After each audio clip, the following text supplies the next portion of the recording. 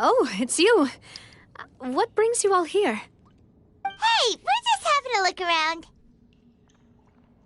I'm here to update myself on how things are going here. Oh, the Fatui are here too! Let me introduce you. This is Mr. Garunt Snežević. He represented the Knave in sending us a large amount of supplies, and is helping with our work. Our residents are hard at work as well. Thanks to everyone, work is progressing nicely. We've lost a lot of people, but we're moving forward. That will have to be enough. Hello, Miss Charlotte. I'm a big fan of yours. I especially like that article you wrote last year about Fontaine's stray cats. But if you don't mind, could you not emphasize our role too much in your report? It's not charity we're doing here. We just happen to share the same interests as the Spina. I get where you're coming from. I'll keep it as simple as possible. Or would you be willing to feature as friendly neighbors? That would be fine. Thanks. Oh, you're back too. How are things? We finished laying down the construction materials. It'll be another hour before the workers are able to go over there. Huh?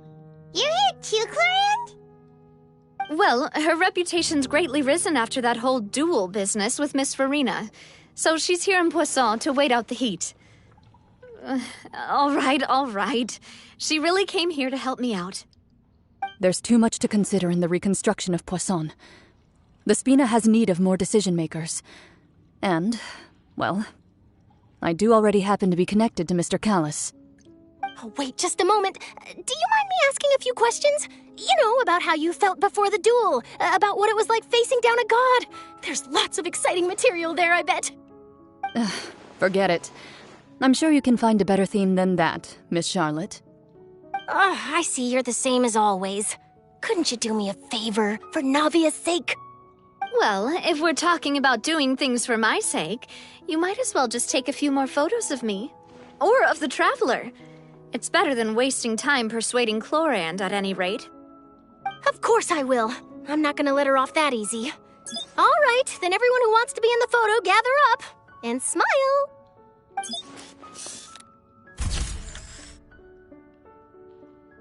How did it go? Was it a good shot? Did Paimon look cute in it? Not bad. Your addition really helped the composition of the picture. All right, hang on a moment. Let me snap a few more shots.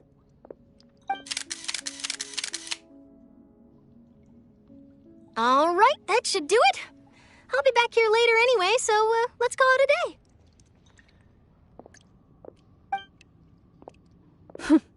You're very quick. Speed is of the essence when it comes to the news, and freshness is the key. Also, not to brag, but I'm pretty good at building connections.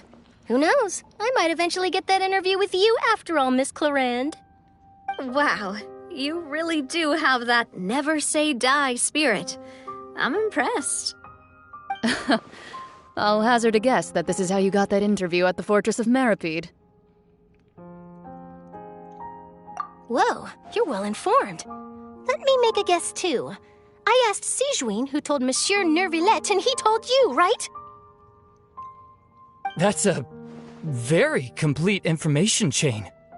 In truth, all Monsieur Nervillet asked me was, when did the fortress become so friendly towards the media?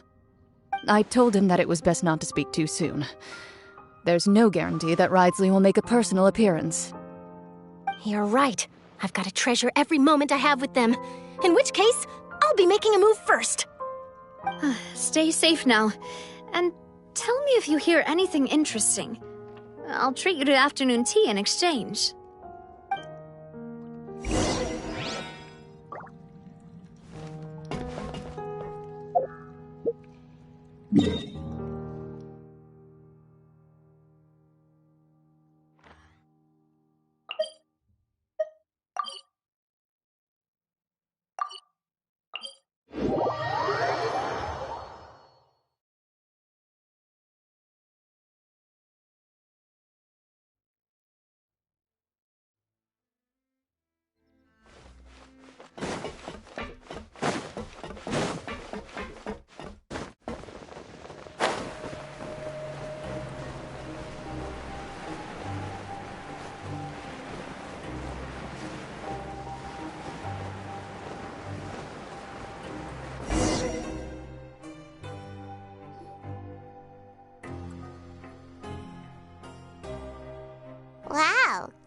here again, huh? There's a real nostalgic feeling to this place. Looks like you've been missing us. Duke! Did you come all the way to the entrance to greet us? Of course. I'm here to welcome you and our dear Miss Charlotte, whom our good head nurse recommended to me. It's an honor to finally meet the much-rumored Duke. Thank you for consenting to my visit to the fortress, sir. No need to thank me. But that said, I shouldn't be the focus of your interview. I trust you recall our agreement? Of course, of course. All right then, this way.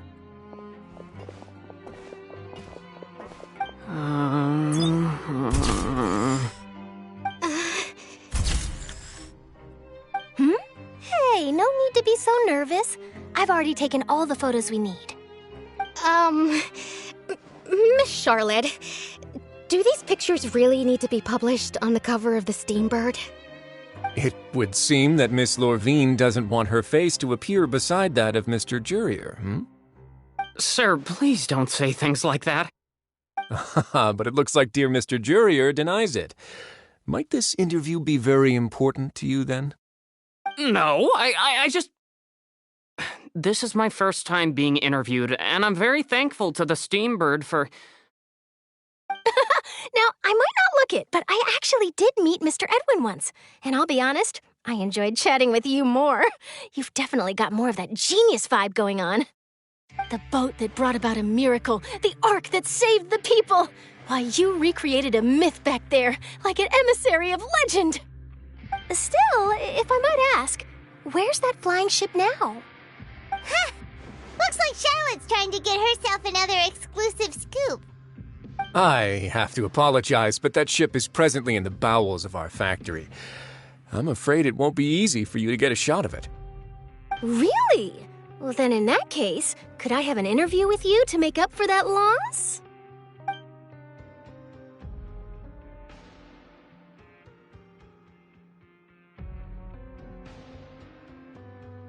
You already know my answer, I'm afraid. Best you interview our head nurse instead. Or perhaps you'd like to take another photo of this couple of researchers? Did you really have to use the word couple? Well, then, 2 solo photos will do. Is my hair messed up? Please, someone help me have a look. Things sure are getting pretty lively here. We've seen this kind of thing before. Oh, seems like everyone's here. Would any of you like to try this new drink I came up with? Ah, Sigewine. Hey, Miss Charlotte. Why don't you, take some pretty photos of our head nurse? Sure. Come on, Miss Sigewine, over this way. Let's find a brighter spot. Huh? Sure. Do I have to smile? So, how have things been at the fortress?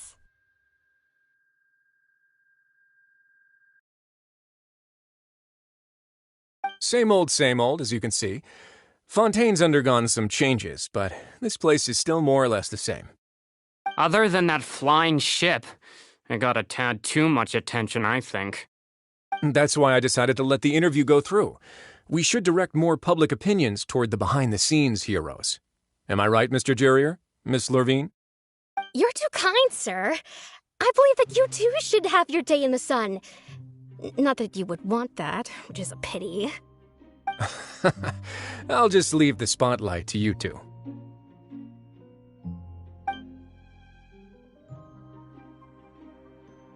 I see. Lots of things happened that day, huh? Anyway, regarding that Harbinger, I'm not sure you remember, but his 3 young followers are still waiting for his return. He sure did win them over, huh? I'll tell them that there's good news and bad news. The good being that their boss seems fine, and the bad being that they must face extended sentences for abetting his escape. Oh, actually, what about you? Are things gonna change for you too? What change can there be? The fortress will keep chugging along, and so will my duties. As to what Miss Farina's departure will mean for the nation, and if our laws and governance will be transformed, we'll leave those to the folks in the overworld. Hey everyone, the photo shoot's done. Good. In that case, let's call it a day here. Thanks for your cooperation. Come on, Traveler, let's go. Till next time, everyone. There'll be a next time? Maybe. Who knows? I might write a story about the underwater factory next time. Until then. All right. Last stop, the docks.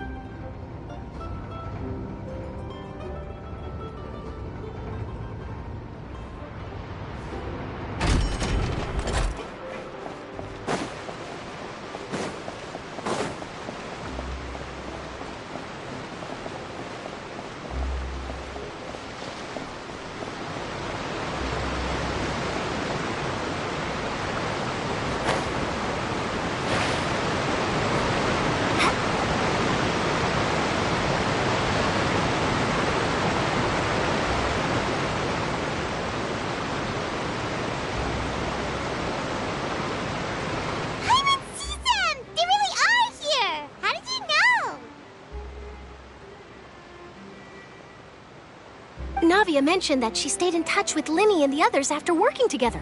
Apparently, they've been at the docks distributing these strange pockets the whole time since. Traveler, Paimon. Ah, and Miss Charlotte, too.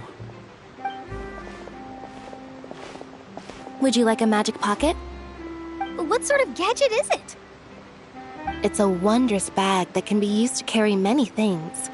The water level has returned to normal, but if you see any of your things floating around, you can use this to carry them. Or you could trick a friend into doing it for you. Trick a friend? I wonder which of my friends would fall for that.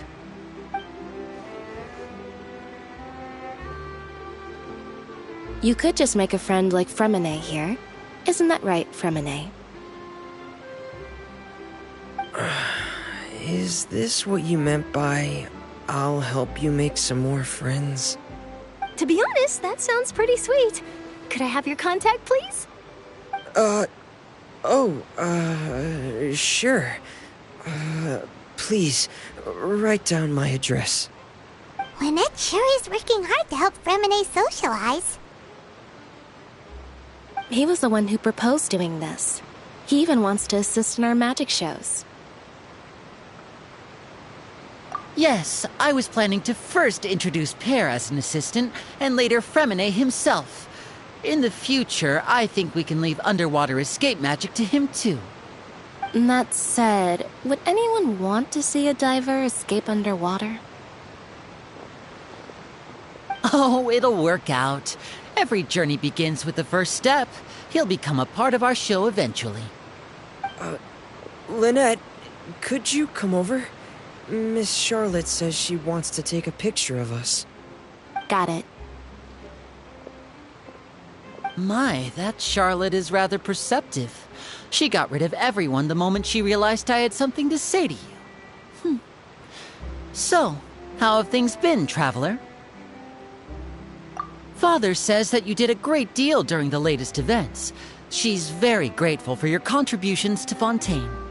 That's all right. We were more than happy to help. So, what's she doing now? Oh, I guess you haven't heard. Well, after Lady Farina left, Father and Monsieur Neuvillette opened negotiations, during which he gave Fontaine's gnosis to her as a diplomatic gift. A diplomatic gift? A gnosis?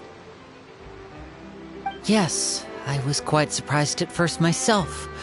But when I thought it over, there were actually a number of things going for it. It could have been done as an apology for the incident with Lord Child, or as thanks for his help in tying the all-devouring narwhal down. Furthermore, Father did also lend significant aid to Fontaine and Poisson. Well, that's true, but this is a gnosis we're talking about. Doesn't this seem a bit irresponsible? I would agree, but I've also heard that it seems that Monsieur Neuvillette has had a significant change of heart regarding the matter. So there's some reason for this that only Neuvillette knows about? I suspect you'll have to ask him about that yourself. Ah, yes, speaking of which, I did see him strolling around the entrance to the Fortress of Meripede a while back. Isn't he real busy and stuff? Paimon didn't think he'd have the time for that. But back to the topic. The gnosis was given to the knave, right? What about Child? They say that he's returned to Snezhnaya to recover from his wounds. I hear that the recent disaster really did a number on his health.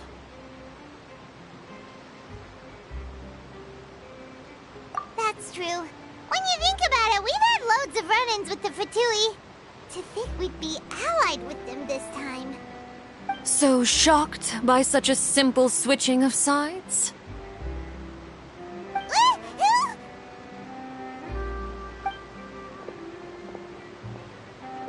Father!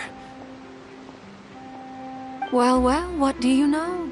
Come to the docks to see how my children are doing and meet the Traveler by chance.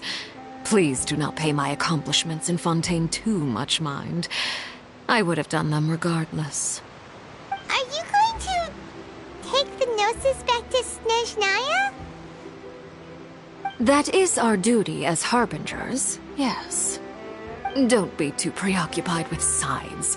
The goal of the Fatui concerns not a single place or person, but the entire world. With such a grand goal in mind, it is inevitable that we must wear many masks.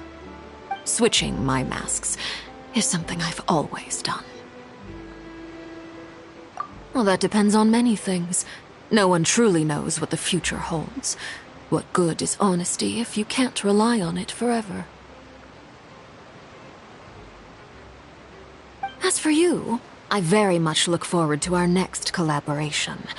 Good things cannot be achieved alone, and you've proved yourselves to be great partners.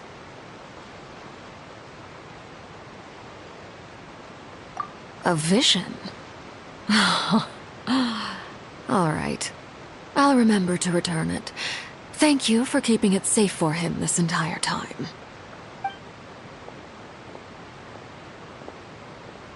And that's a wrap for me. Huh? You're... Greetings, Miss Journalist. Hello. If I'm not mistaken, there are diplomatic channels I'll need to report to take a photo of you. That is correct. So forgive me, but I will not be able to serve as a subject in your article. However, feel free to write as much as you'd like about our dear magicians and our upcoming rookie talent. I will. The sea breeze is quite pleasant. I shall continue my walk while the weather remains so agreeable. Farewell. Farewell, Father. Oh, she has such an intimidating presence. I didn't even dare to take a picture. Thankfully, I've already wrapped up all my pre-scheduled interviews. Thank you all. This'll be more than enough for me to write about, I'm sure. Don't be too nervous. Why don't you take a magic pocket before you go? Here, Traveler, Paimon, you take one too. To move things about? That's right. Funny. I was giving out magic pockets when we first met, too. And what do you know? I'm doing the exact same thing right now. So many things have happened, but the pockets are still the pockets. I guess this must be life. We will all follow our own paths, and serendipity will lead you to your fated friends. All right, then. We'll be handing out pockets in some other districts later, so we'll get going now. Have a good day, you two.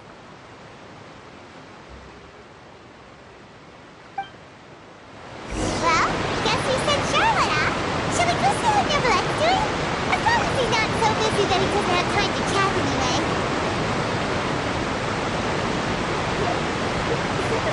One more story.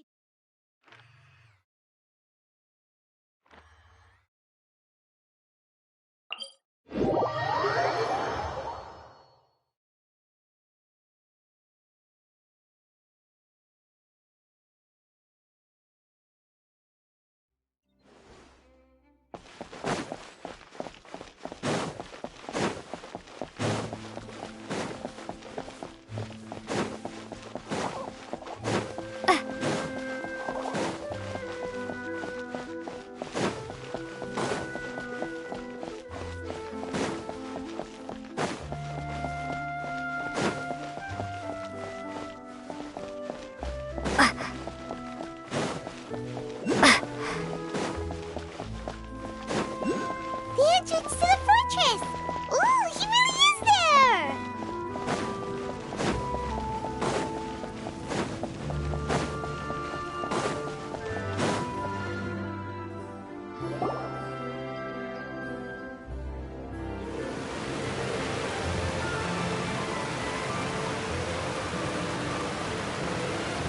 So, you really are here, Nicolette! I didn't think you were going to have free time this hour of the day. Really? Oh, I suppose you must have met Mr. Linney. He took the time to greet me earlier when he passed this way. In any case, you came at a good time. I was just considering reaching out to you to set up a meeting, so I may explain some things that I haven't had the time to before. Aw, Pirate's glad that you remembered. Thank you for keeping us on your mind, what with you being busy and all. Alright, let's have it then. How was Fontaine actually saved? The whole business is still quite the mystery to us. It is strange how words can often leave a bitter taste in the mouth when it finally comes time to say them out loud.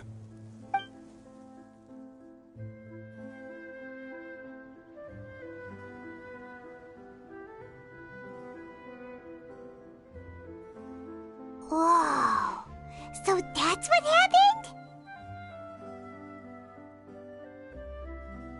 Focalor destroyed the divine throne of the Hydro Archon and restored your power to you, transforming you into a fully fledged elemental dragon sovereign. But Paimon still doesn't quite get what you did to save the Fontanians from dissolving. For me, the authority of the ancient dragons refers to absolute control over the hydro element. Fontanians were incomplete humans born of Egeria's use of the power of the primordial sea, with constitutions similar to that of mimics. But so long as those primordial energies remain within them, I could use the ancient dragon's authority to grant them true blood, after the fashion in which life was first brought into being on this planet. In other words, when I gave my verdict, Fontanians became true humans, and thus would naturally no longer be dissolved by water from the primordial sea. Focalor must have counted on you to make that decision as well. Your verdict was the key to making the prophecy appear to have come true while saving everyone. Yeah, and in a manner of speaking, Focalor finally managed to fulfill the original Hydro Archon's wish to turn Oceanids into real people too! It seems from your expressions that you still have more things you wish to ask. Ask away. I will tell you the truth as I know it.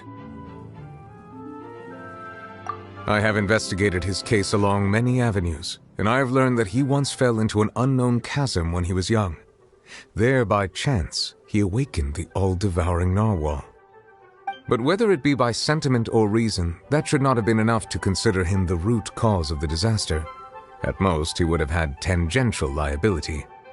As for the judgment passed by the Oratrice during the trial, whether it was due to that liability by association or Focalors deliberately using him to buy time for us on the assumption that he would be able to hold the creature off, I cannot say. Guess Focalors had Fontanians in mind the whole time. In the end, it was thanks to her that they finally became real humans. Hang on a second. Paimon suddenly got another question. Back when Fontanians hadn't yet become real humans, were the children they had also transformed Oceanids? Life has always flowed like water. Do you recall how Fontanians would often come to the Fountain of Lucine to pray for children? Yeah! Lynette said the fountain is where all the waters in Fontaine converge.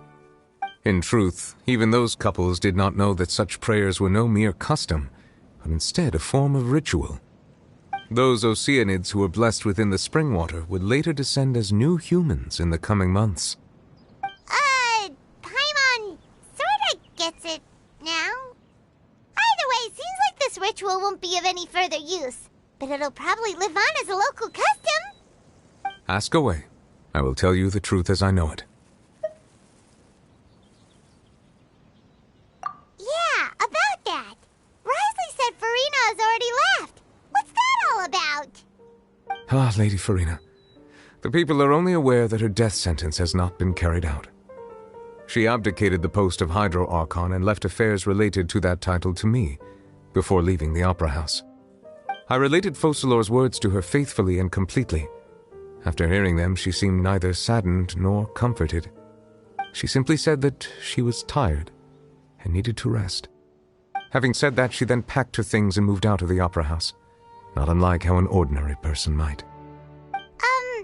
But she's still got a place to stay, right? You need not worry. I will make arrangements to ensure that she will not want for food, clothing, board, or travel. In truth, I am somewhat happy for her.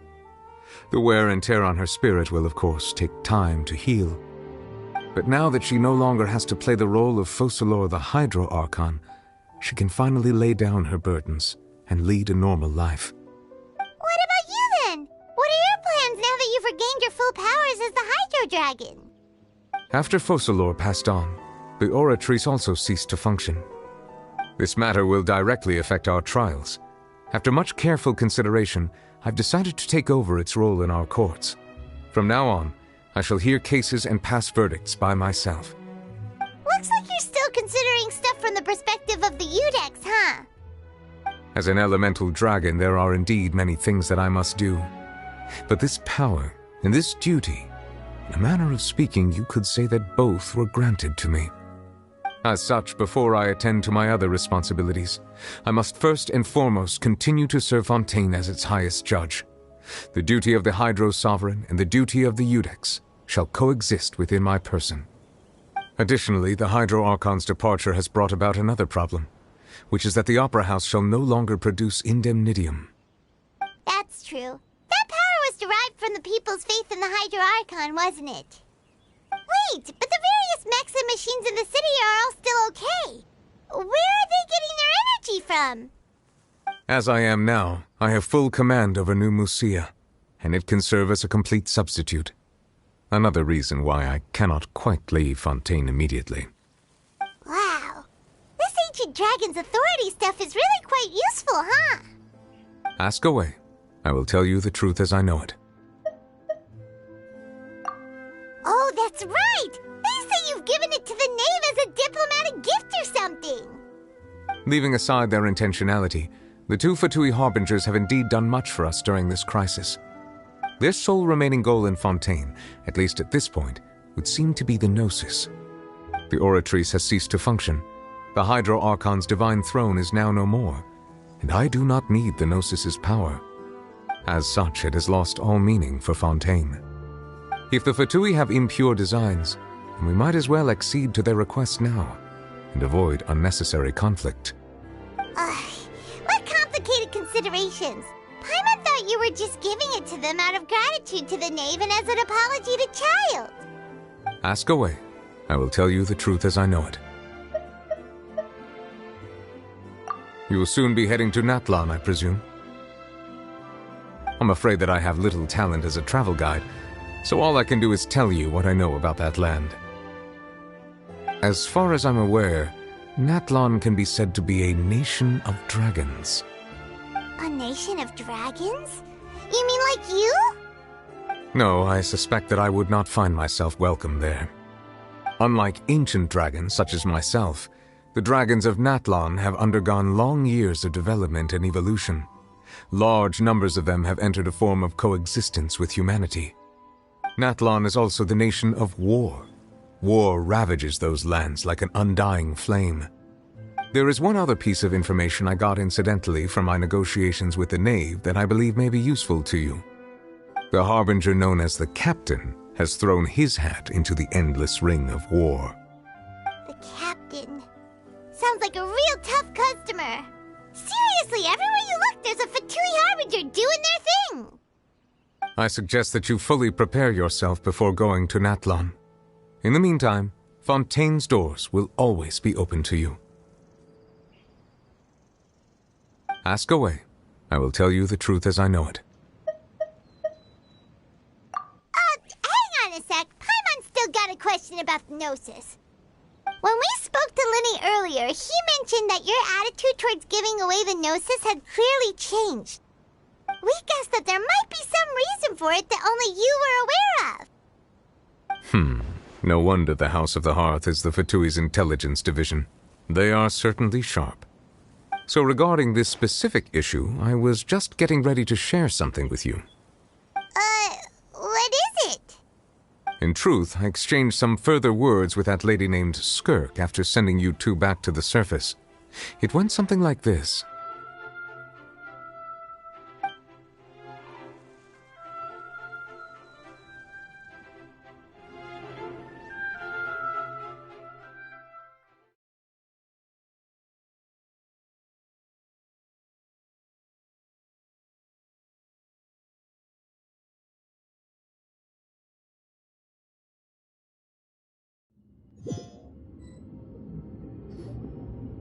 Well, we're going to head topside to see what's going on. You hurry over soon as well, all right, Nervalet?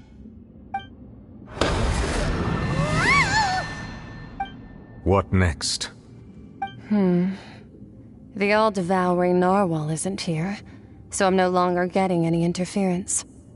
I can finally catch the scent of your power, what it's made of. It is the authority of the planet's primordial dragons, but with something very similar to a god's curse mixed in. It's quite a novel blend. I'm sure I've encountered something like this before. What was it again? I do not know what you speak of. Of course. How could I forget? You should have the remains of the third descender on your person, yes? Remains? I've never heard of any such thing. According to your parlance, I believe it may be called a gnosis. Well, that much is true. After Focalor's divinity faded, she handed her gnosis to me. But I fear I have never heard of it described in the manner that you just did. I've been training with my master, the Foul, ever since I was young, and I have never returned to the surface since. So most of the information I possess, I got from him. It is only natural for those who are greater than humanity to possess a different sort of common sense, which is why there are so many problems in our attempts to communicate with humans. Regardless, you should probably get rid of objects of misfortune to prevent any disasters from befalling you. To live in itself is a blessing. But once a person dies, the bonds he once had with this world shall all turn to curses. What do you mean by that? No need to fret. These are just my personal thoughts, and my reason for no longer wishing to return to the surface. This third descender you refer to, who are they? And when did they die? Master never mentioned them to me. Perhaps it just wasn't that important for me to know. If you're interested, though, I could ask him. I'll be sure to pass the answer on to you next time. Next time? You believe we will meet again? I do. Wait. I have a disciple of my own, don't I? He can be the messenger then.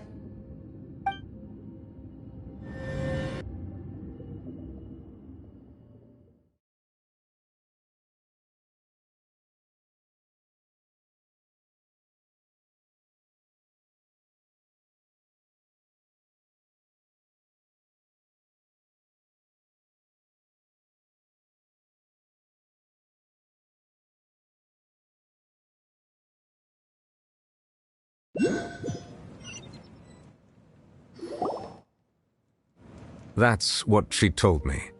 Whether it would prove useful or not, I wanted to pass that information on to you. The remains of the third descender?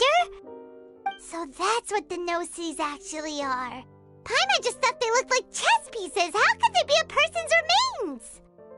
All the same, assuming that there was no misunderstanding or special metaphor at play, that is what she meant to say. And she said that it would bring misfortune and that you should check it, which is why you gave it to the Fatui! If she speaks the truth, then I would simply be putting Fontaine at unnecessary risk by keeping it here.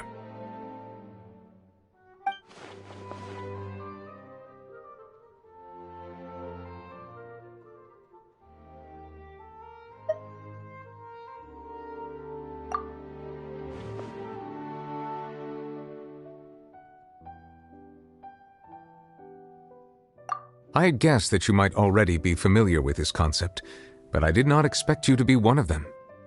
That means that the no-sees, which are exceedingly element-compatible and can even enhance elemental abilities, do indeed come from the third descender.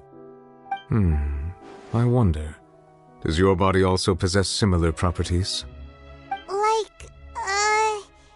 Like being able to use elemental powers without a vision! That does sort of count as special compatibility, right? No, let's not think about this stuff right now. It just feels creepy.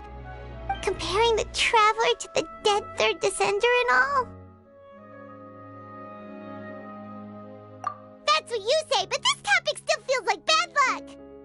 Once Child recovers, let's get some more answers out of him.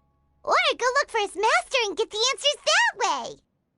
I too believe it unwise to make too many blind guesses when information is lacking. The same is true of being at court. All right. Whatever the case, it seems like the crisis here in Fontaine's over for now. Yes. All of Focalor's efforts were for this moment as well. But she sacrificed herself in the end as a god, and she suffered through all those years as a human. Was that really what she wanted? I suppose that would be the mystery of a god's will. I suspect not. But once in a while I too would guess that if wishes were like the clouds in the sky, they will one day return to the earth as raindrops. Life flows like water, and rain is the final answer. The water levels may sometimes tilt one way or another, but the rain falls fairly upon all. And what, ultimately, is the difference between the rains that fall upon all of us?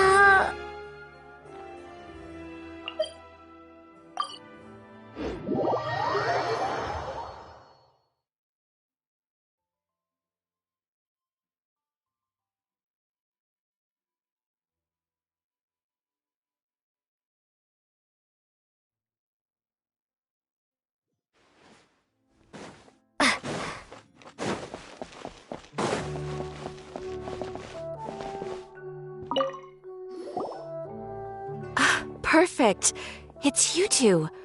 I have a commission here that has your names written all over it. In fact, I'd even go so far as to say you're the only ones for the job. The only ones for the job? Huh. If our help is really that important, it's probably some Archon-class commission, right? The Adventurers Guild doesn't employ that kind of classification system. In fact, this commission is also probably not nearly as intimidating as what you're expecting. All it asks us to do is to find a missing person.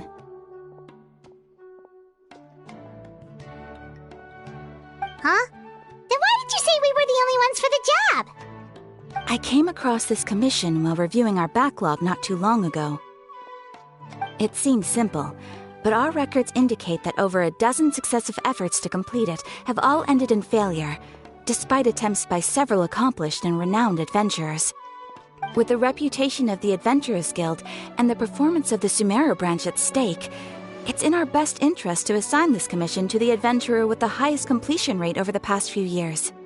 Well, that's us for sure. All I'm asking is for you to give it your best shot.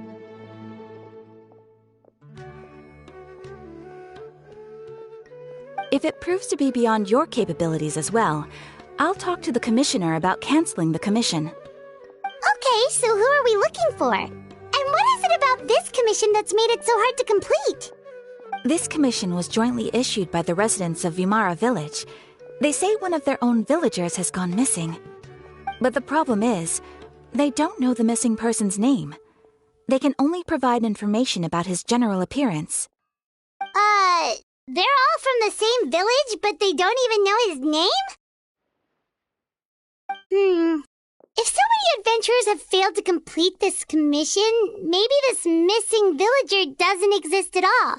Could it be some sort of a prank or something? Unlikely. Several villagers came by to issue the commission, and judging by their appearance and tone of voice, they seemed incredibly sincere. It certainly didn't seem like a joke to them. Besides, putting up a commission requires a processing fee. There aren't many upsides to a prank that costs Mora to carry out. In any case, it would probably be best to go to Vimara Village and ask around first. The Adventurers Guild does have some information on hand, but I would say anything you can learn directly from the villagers would be far more reliable. The best way to avoid misdirection is to go to the source. All right then, let's go! Paimon's starting to get really curious about this whole thing.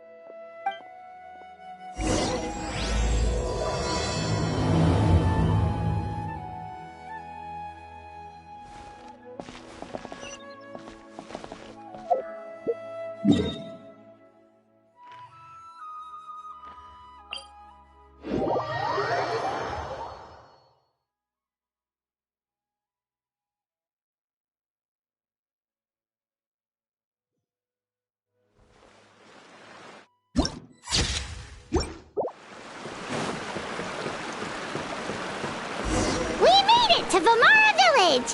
Why don't we talk to some of the villagers to learn a little bit more about the missing guy?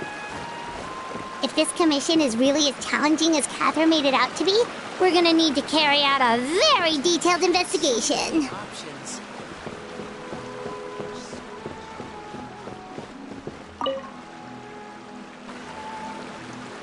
Hello there. You looking to buy something? I do business in this area. Oh, no, we're adventurers. Catherine sent us to look into a commission here in Vimara Village. Ah, so you're here about that, then. Ah, you're not the first, that's for sure. We've certainly made a lot of trouble for you all. To be honest, we aren't holding out much hope. Many adventurers have made their way out here, confident they'd be able to help us, only to leave soon after with nothing to show for their efforts. We've pretty much had it up to here in questions, and the area around the village has practically been overturned in search of clues. But no one has been able to make any headway. So, this person we're looking for, what's his name? Where did he live? Does he have any relatives? I don't know. I really have no clue. I couldn't tell you. Okay, guess you are really sick of answering questions. I'm sorry. I didn't mean to sound short with you. I was actually just giving you my answer to your questions. I know it may seem like we don't have anything to offer by way of information, but I promise you, we all have a very strong impression of him. When you live in the same village as someone, you develop a lot of memories together, you know? We just don't know the specifics. Maybe we did at one point, but that information is long gone by now. At least that's what everyone in the village seems to think. We've all exchanged what we know, and that was the only logical conclusion. All right, specifics aside then, what kind of person was he? Young guy, in his early 20s probably. Incredibly kind sort of person, always willing to lend a helping hand. I'd chat with him when I didn't have any customers. I even saw him stick out his neck for others on more than one occasion. Very interesting guy, that one. Now that you've started talking about him, you don't seem nearly as down in the dumps as you did before. Seems like he left a pretty good impression on you. But of course, everyone in the village is pretty fond of him. We wouldn't have issued that commission otherwise. There aren't many young people like him nowadays, so genuine and pure. To think that he just up and disappeared one day. I just hope nothing bad happened. Could he have just moved away without telling anyone? No, he's not the type to leave without saying goodbye. And anyway, moving away without being seen by a single person in the village, there's no way he would have been able to manage that. Huh. All right, thanks for the information. We're gonna go ask around some more.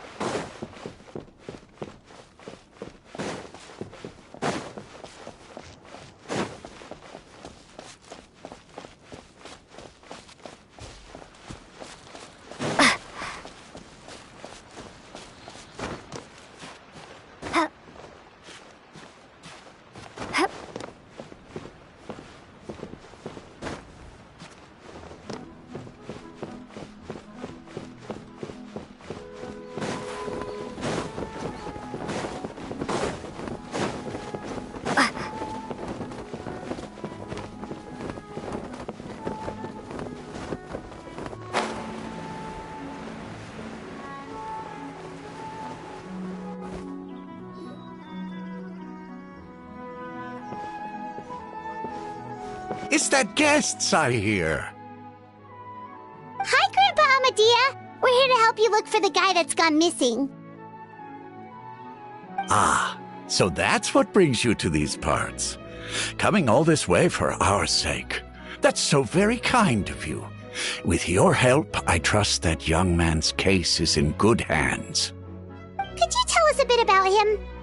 Of course. I'm happy to help any way I can. With my failing eyesight, I'm afraid I can't offer much about his appearance. But I do remember hearing the sound of his voice. Not recently, of course. That loss has left me feeling quite empty. I don't think his parents are still living in the village. But somehow he never seemed lonely. In fact, he was usually the one offering companionship to others. He would often take time to visit the elderly or play with the orphans in the village.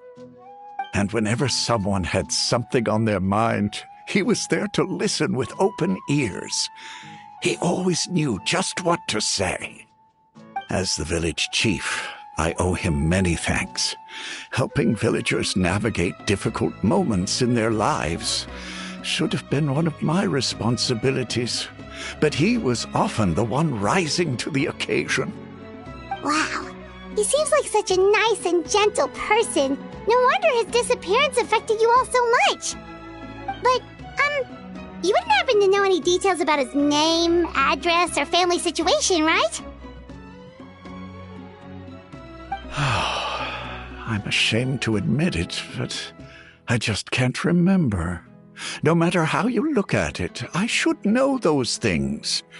But for some reason, no matter how hard I try to remember, the information just doesn't come. Perhaps my age really has caught up with me this time. It's okay. There's no need to force yourself to try and remember. We'll figure something out.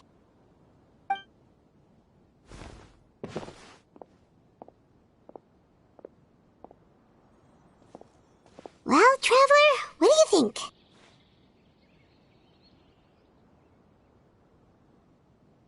Paimon thinks so too. Like, the name thing. It's so weird that no one remembers his name. And nobody has been able to tell us anything about his family or where he lived. It's like this guy's been erased from reality or something.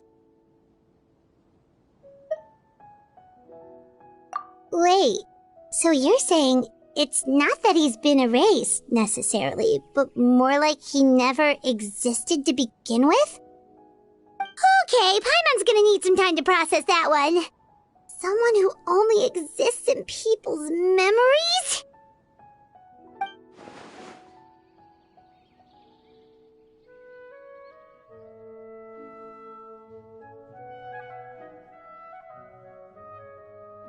You two are the adventurers who just arrived, right?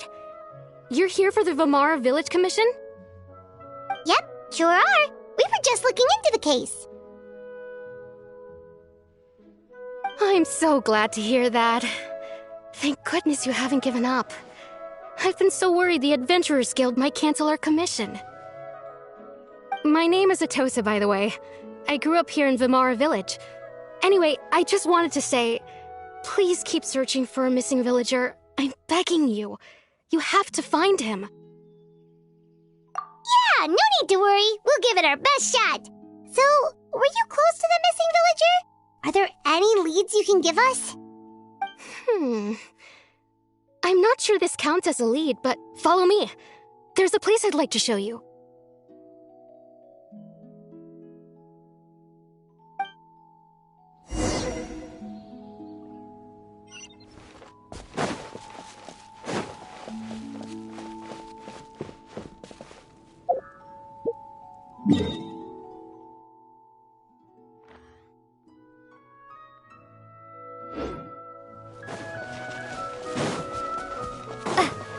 There's the rush.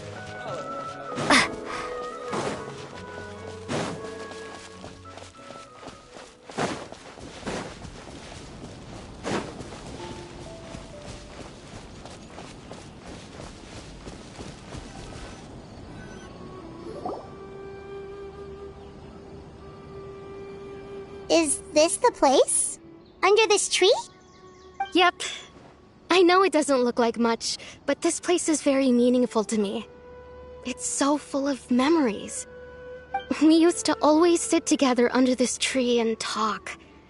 Sometimes we would look up at the clouds in the sky, or stop to feel the wind against our skin. We could sit there for hours at a time, never realizing how long it had been. I was actually adopted by the people of Vamara Village. The forest rangers found me in the woods as a child. I was surrounded by such good people, and growing up in the village was so lively. Still, there were times when I couldn't help but feel incredibly alone. Alone? How should I put it? When something's bothering you, or when you have good news to share, you always want to talk about it with somebody. But for the longest time, I didn't know who I could talk to, or if I should say anything at all. Everyone has their own problems to deal with. Even if I might want to confide in others, I don't want to become a burden. Really? You know exactly how I feel?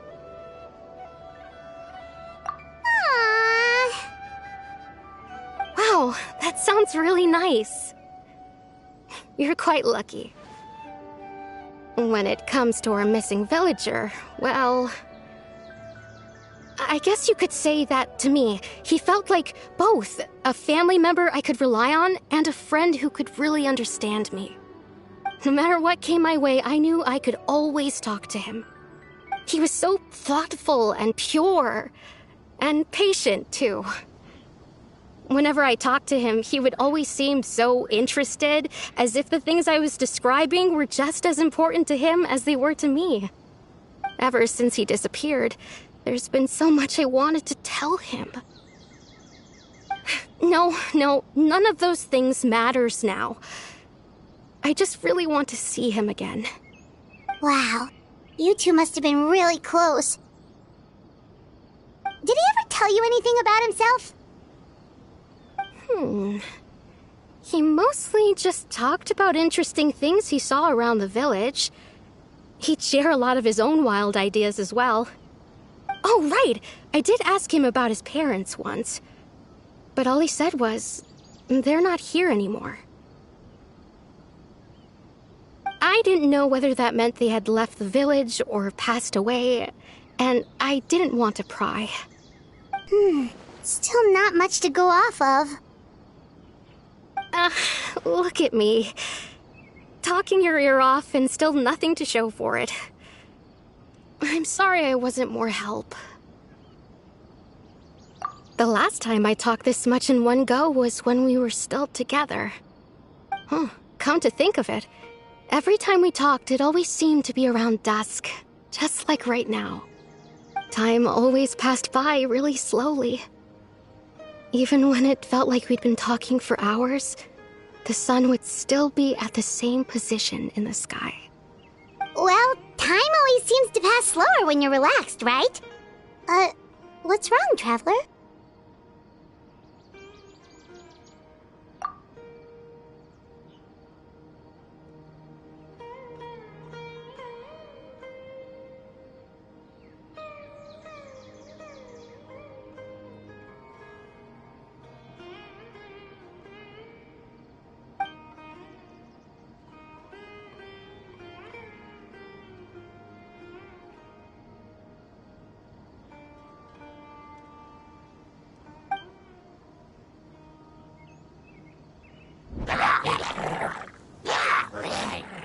Hey, look at those hilly trails over there. Doesn't it seem like they're acting a little strange?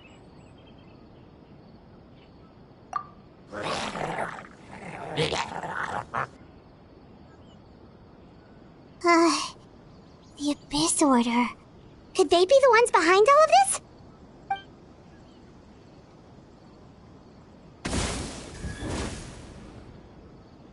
Uh-oh, we've been spotted! Quick, get ready to fight!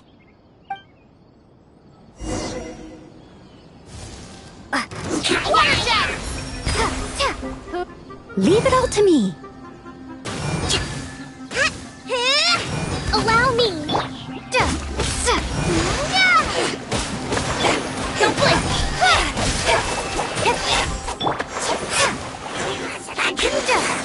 As a good knight should. Torrent, bring refuge! Rest and rebuild!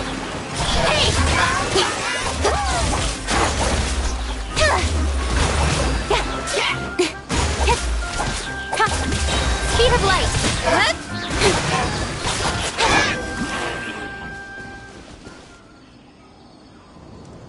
Thank you so much. I wasn't expecting monsters to show up. If you hadn't been here, I'm not sure what I would have done. It was no trouble.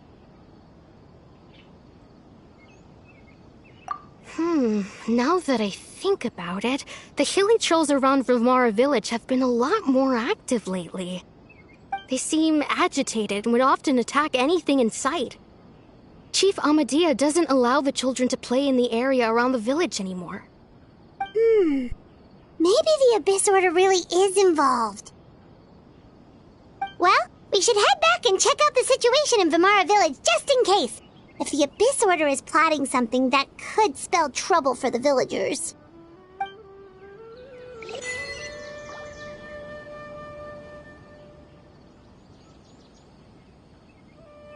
Wait a second. That person! It's Dainsleif!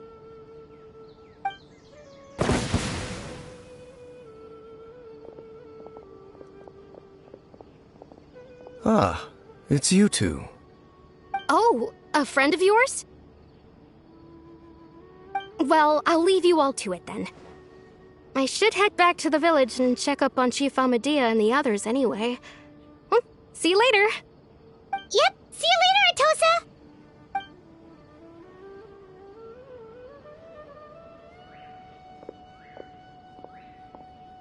Why do you always have to pop up out of nowhere like that? Is it your life's mission to jump scare us or something?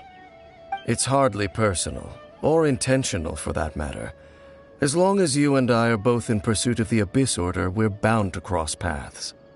Ah, so you're here to investigate the Abyss Order then. That would explain the monsters you were fighting just now. Naturally. Hold on. Are you not here for the same purpose? No matter. It may have taken you a while to catch on, but I'm sure you've also realized by now that there's something strange about this place. The Abyss Order is most certainly planning something in this area. Or worse, their plan could already be in motion. So you think the Abyss Order is behind the hilly trail activity in the area? As things stand, I highly doubt that is their primary motive. I would imagine the increased hilly trail activity is merely a byproduct of whatever it is they're really trying to accomplish. Still, the hilly trail activity is causing a lot of problems for the people here. We should stick around for a while and protect the village, don't you think? The best way to protect them is by figuring out what the Abyss Order is truly planning. That is how we prevent further tragedy. And you shall have them. I never intended to hide anything from you. Don't worry. There should be ample time to talk.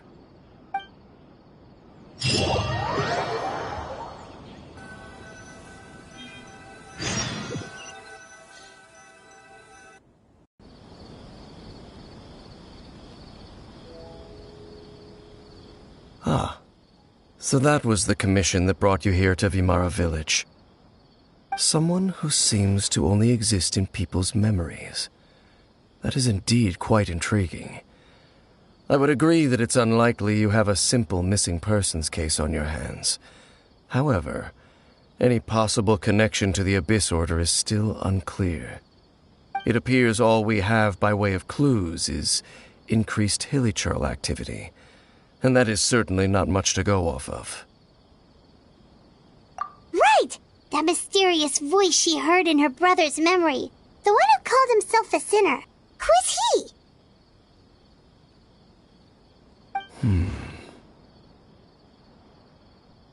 Traveler, let me ask you this. Do you believe your sibling to have betrayed you?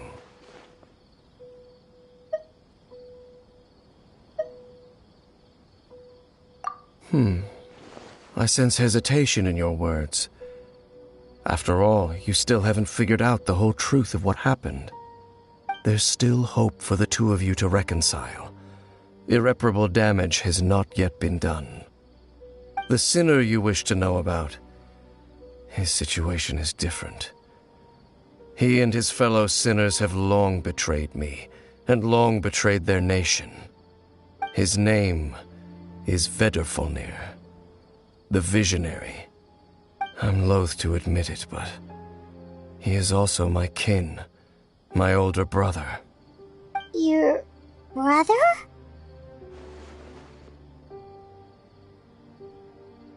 There were 5 of them, the 5 sinners of Kanria.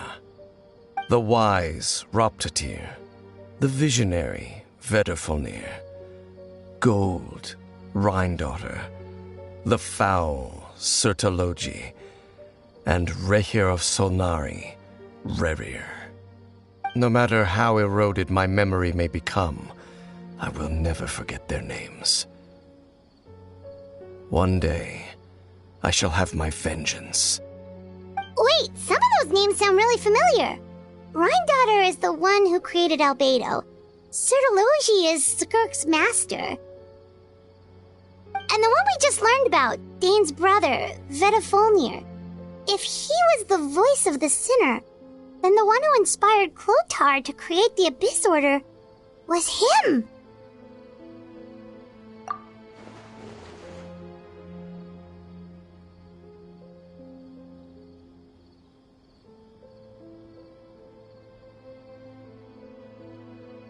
They were once people of great esteem in Canria, those who carried the hopes of the nation. They were the best of their peers, outstanding in their respective fields. 6 of us, together. We should have been the ones to prevent the disaster. The ones to stop the Vinster King from continuing to rock the foundation of the world. Yet, deep within, the 5 of them craved something more. They could not resist the call of the Abyss, and divided among themselves a power that could destroy the world. So they became sinners, but also transcendent beings, each in possession of world-shattering power. And when the cataclysm occurred, not one of them stood up in defense of their nation. Not one came forward to prevent the tragedy, and for that, they shall never have my forgiveness. Indeed, if they are not stopped, the day is sure to come when they will also betray the entire world.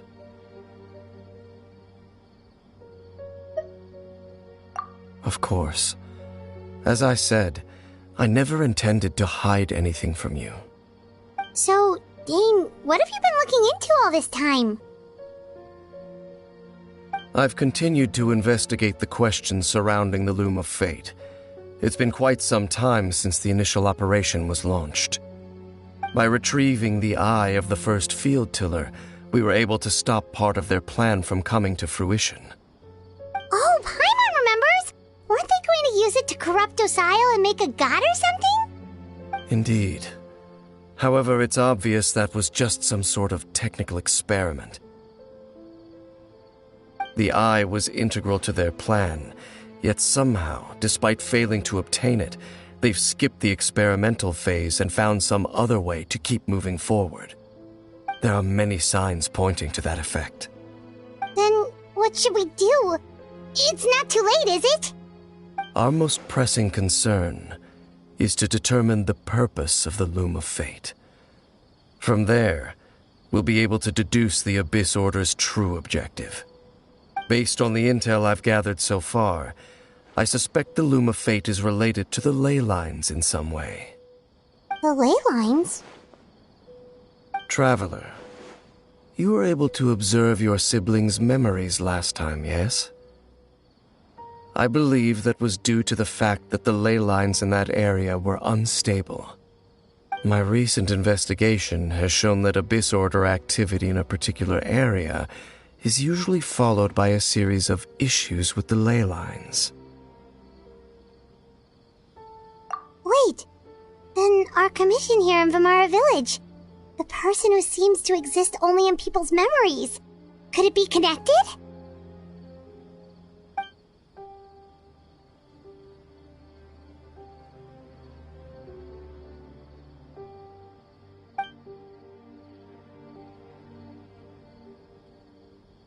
It's certainly possible.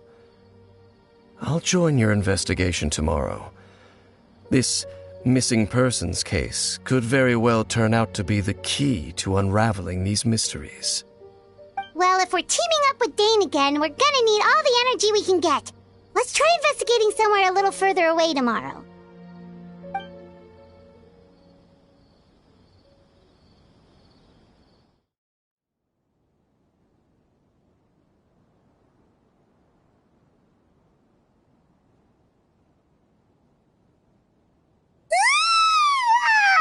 So tired. Paimon used way too much brain juice yesterday. It's all Dane's fault saying all that complicated stuff. Well, let's go find Dane. We've got a lot to do today.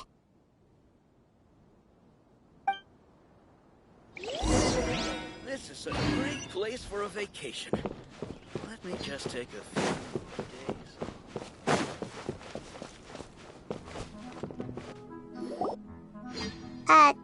Dane? Hello, Dane? Why are you just zoning out over here?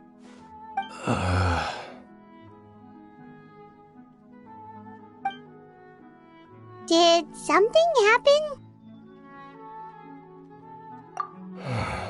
The missing person from your commission.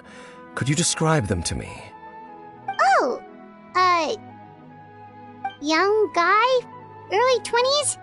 Seriously, Dane, what's going on?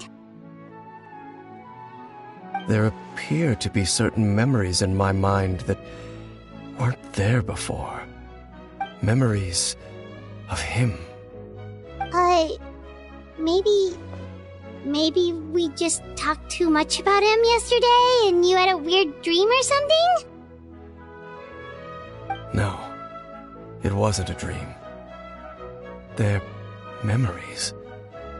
Memories that suddenly appeared in my mind after I woke up. And I'm certain I've never met this person before. I remember handing him the eye of the first field tiller. What? Okay, so this missing person definitely has something to do with the Abyss Order then! Indeed. And it appears he possesses the ability to implant memories into the minds of others. Wait then. All the memories the villagers have of him, could they be fake too? Maybe they never knew him at all. But why would he do something like that? Whatever the Abyss Order is planning, an important truth has been revealed to us this morning. What sort of truth? That their goal is still to obtain the eye of the first field tiller. They haven't stopped searching for it. I am the only person who knows its location. Perhaps implanting that particular memory was an attempt to interfere with my mind in some way. Your concerns are not entirely unfounded. I don't believe the Abyss Order is capable of altering reality like that just yet. However, considering their single-minded pursuit of the eye, I would say an equal level of caution is in order on our part. Come with me. We must check whether the eye is still in our possession. Oh, so you're going to take us to where you hid it?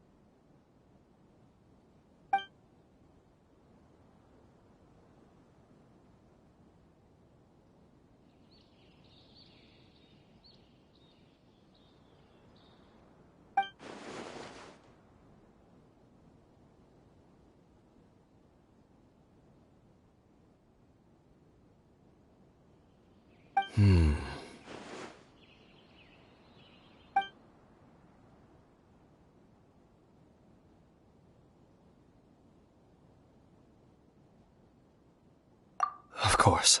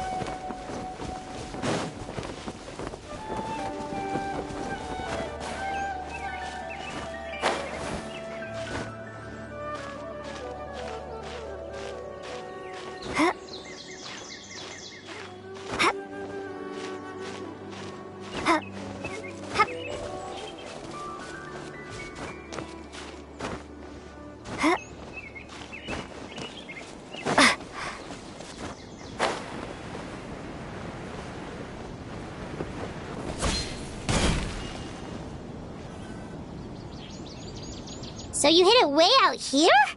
Not an easy place to discover, that's for sure. Well, let's go check to see if it's safe. Traveler, wait.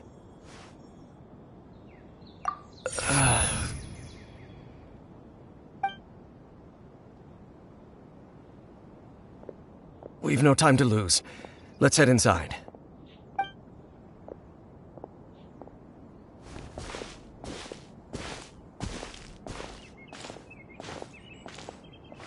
Hey, wait up!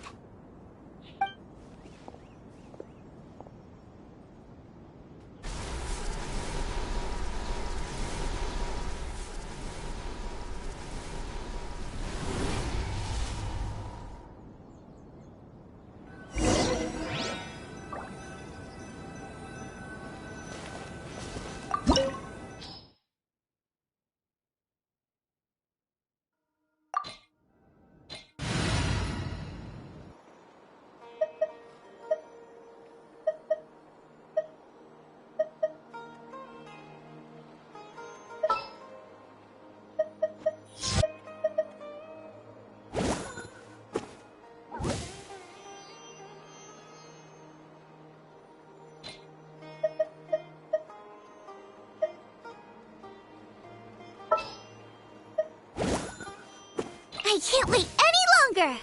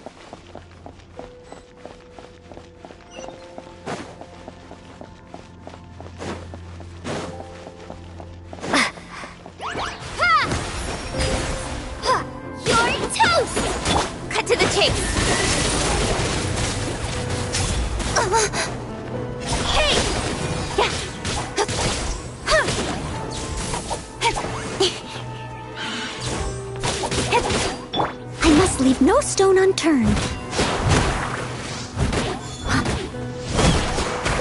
Nice and spicy!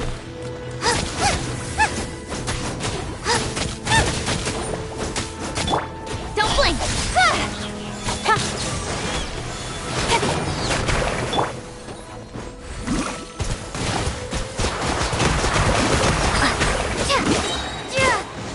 Bombs away!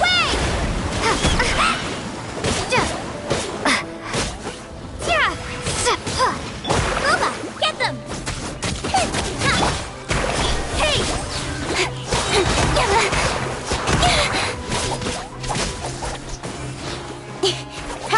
It appears the mechanisms here have changed over time. You can access the upper floor through the side door. Perhaps you should try reactivating the mechanism over there.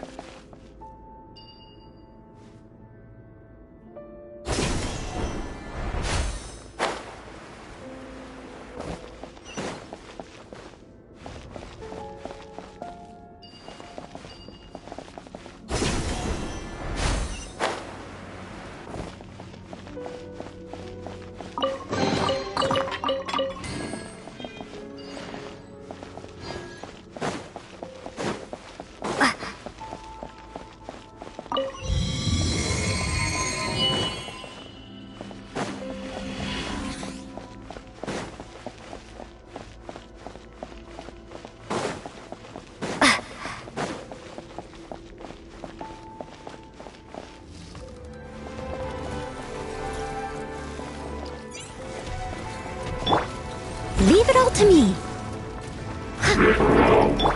Incoming! Nice and spicy!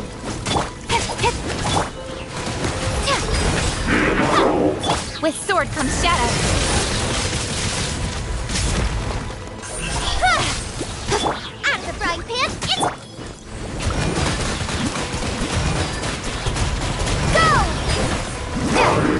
As a dutiful maid would. I must leave no stone unturned. Eat this!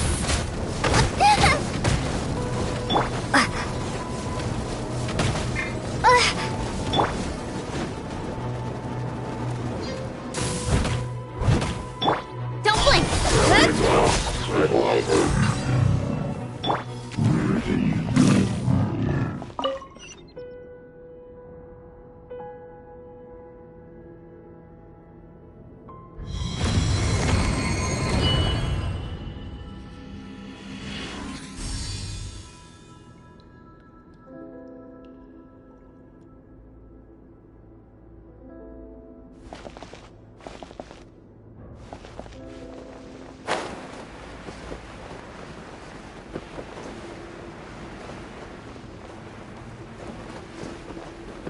Make sure all the runes are pointing in the direction indicated by the light. That should unlock the mechanism.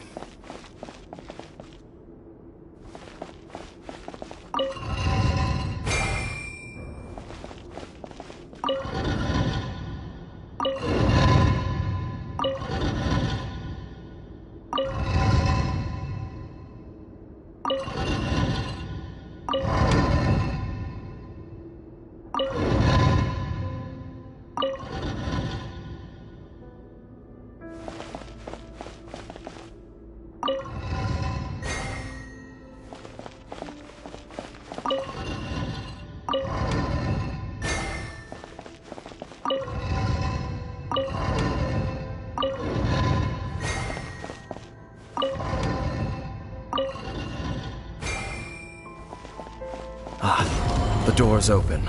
Let's go. Our destination is just up ahead.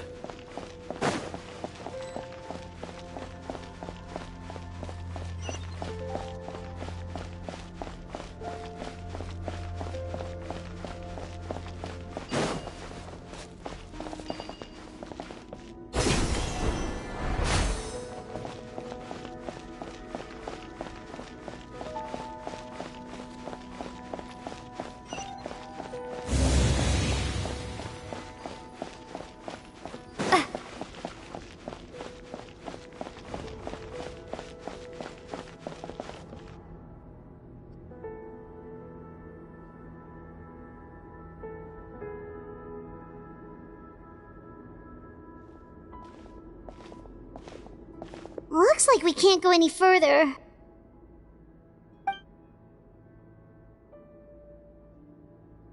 Be on your guard. I sense the presence of the Abyss.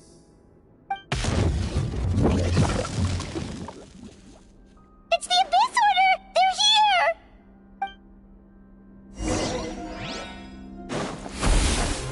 Steady as stone. Huh? Yeah.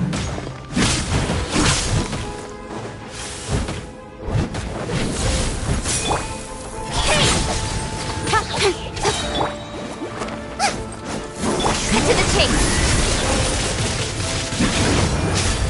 Incoming.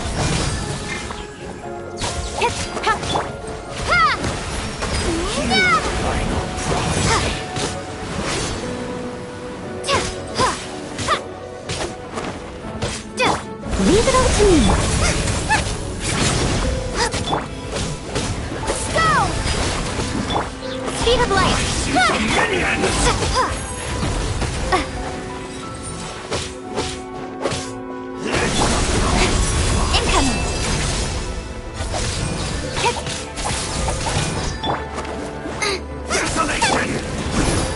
Steady as stone. Nowhere to hide. Speed of light.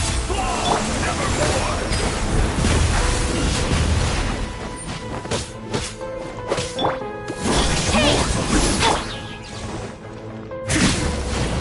I'll catch up. Don't blink.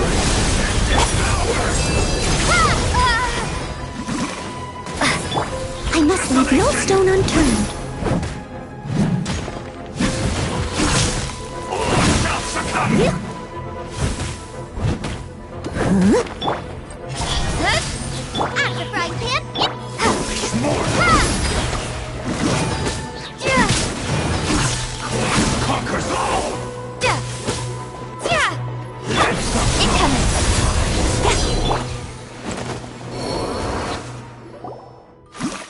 Just as I suspected. The false memories were a trap. The Abyss Order just wanted to follow us here. Now that they're in the vicinity, we should have a chance to see... Dane? What's wrong? Can you feel that? There's been a disturbance in the ley lines. It must be the work of the Abyss. Wow, you must be really sensitive to that sort of thing. Paimon doesn't feel it. You too. Do as I say. Use that mechanism over there and leave this place. The Abyss Order is putting something in motion. If you return to Vimara Village, I suspect you might finally have the opportunity to locate the missing villager. Just think of it as a way to divide and conquer.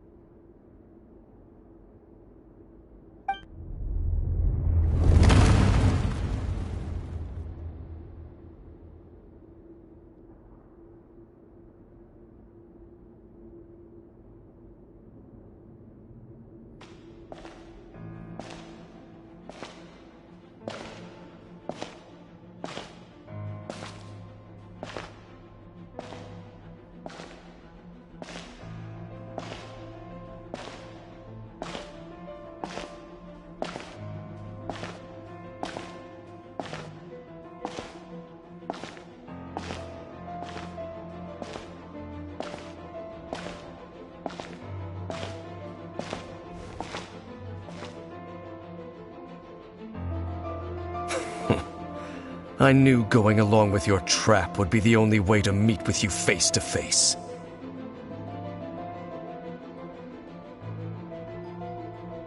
You risked your safety, and that of the Eye.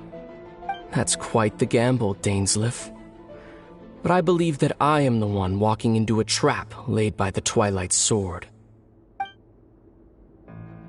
So you came here all on your own? What about those followers of yours? When the Twilight Sword is prepared for battle, any army I could send would only be marching to their doom. Better that I face you alone. I know you must have a lot to say. But if it's a conversation you want, you'll have to defeat me first.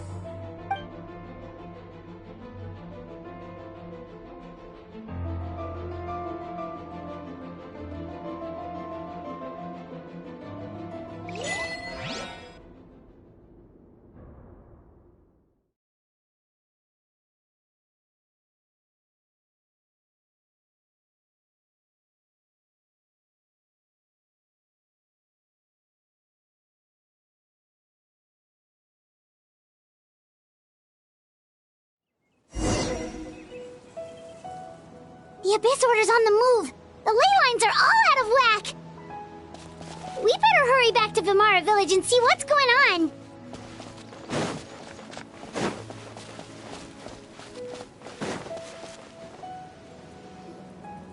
Hey, look at those hilly trails over there.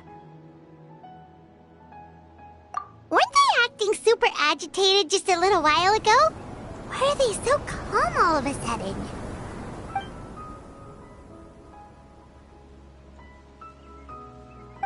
In the New World, they bade farewell to the shrouded sun. At last, they no longer needed to dwell on their suffering, or try to differentiate between various thoughts of blasphemy. Such was the price they paid, and thus their souls became cleansed and pure. Did you hear that? What was that sound just now? It sounded so gentle. Could that voice be comforting the hilly trails in some way? Oh, this is weird. Let's check if this is happening anywhere else.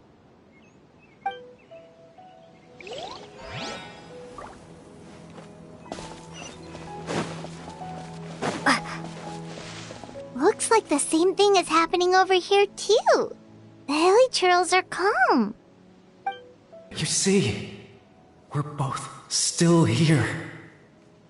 We've reclaimed an endless amount of time to love. Release your tears. You no longer need to hold back your sorrow.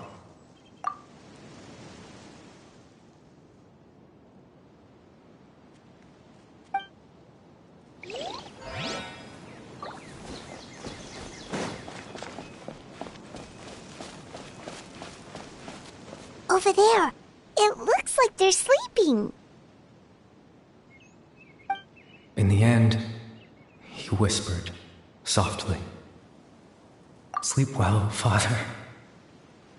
Sleep well, my beloved people. When you awake, that which differentiates us shall be no more. It almost sounds like a poem or some kind of story. Well, now that the Hilly have calmed down, Vimara Village should be safe at least. Let's put this situation to the side for now. Dane said this might be our chance to find the missing villager, so we should head back to Vimara Village before it's too late.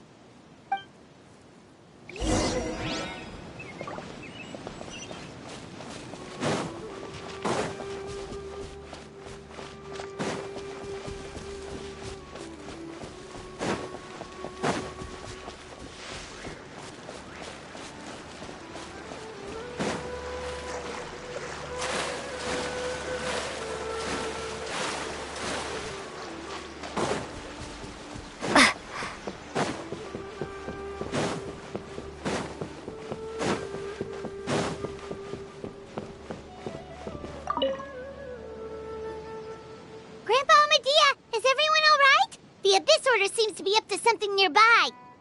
The Abyss Order? This is the first I'm hearing of it. Thank you for your concern, but as far as I'm aware, it's been business as usual here in the village. Well, that's good to hear. Oh, also, you didn't happen to come across any clues about the missing villager while we were gone, did you? Someone's gone missing, you say? Who would that be? Huh?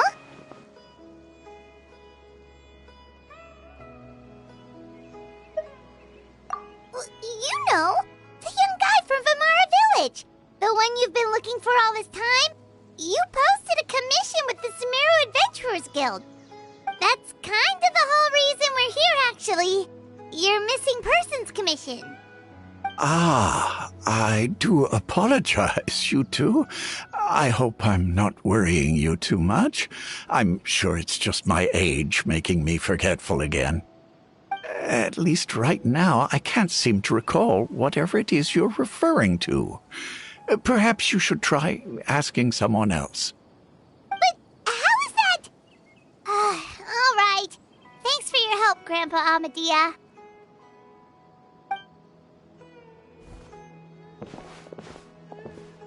Something's definitely not right.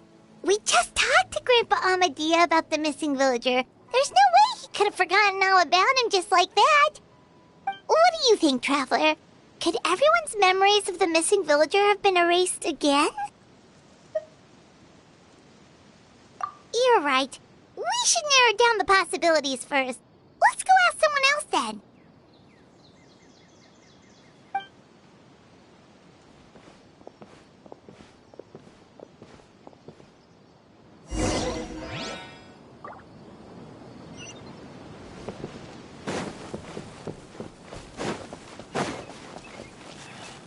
Researching human physiology is so much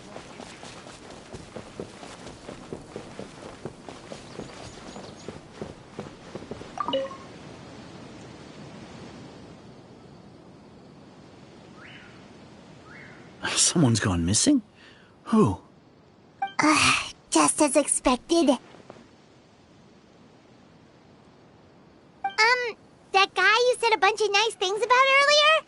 The one you always used to chat with. He's around 20 years old, and you said he was a kind, warm-hearted person? Oh, I know who you're talking about. Really? You remember? There aren't many young people who've earned that kind of praise from me. If you're certain that's what I said, then there's only one person who fits the bill. No doubt about it. But why'd you say he's gone missing?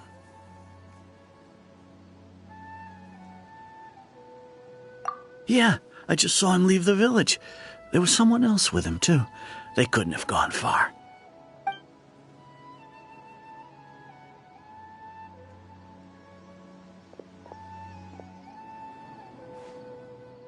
Strange. Bayram seems to remember him. And apparently he just saw him? Do you think maybe it's not that there's something wrong with people's memories, but that we've somehow returned to a time before he went missing?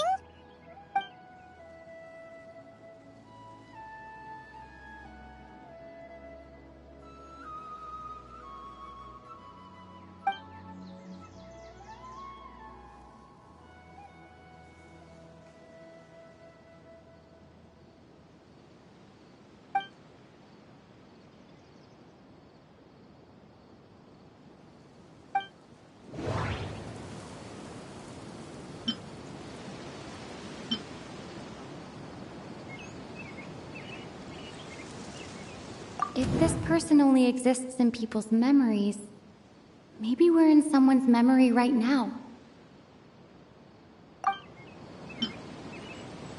If we really did travel back to a time before he disappeared, that could explain why the villagers said he hadn't gone missing. Just like what happened with Greater Lord Rukkhadevata, no one remembers him, because there's been a change in people's memories.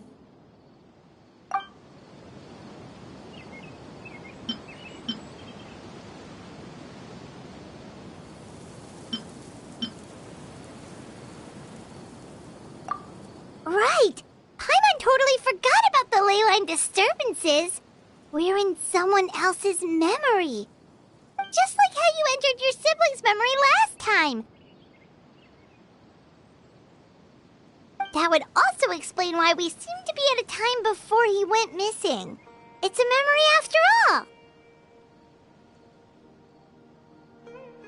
Right. If he's someone who only exists in people's memories, then we're finally on the same turf. But didn't Bayron just say that he saw him leave the village with someone? Where should we go look for him? Who knows how long this ley line disturbance is gonna last? We might not have that much time, and we don't even know whose memory this is. Good idea! That'll help us narrow things down. We pretty much figured out that the missing villager has the ability to... Right! That! Could we try to figure out more about him using what we know of his ability? Like, does it maybe leave a trace that would somehow give him away?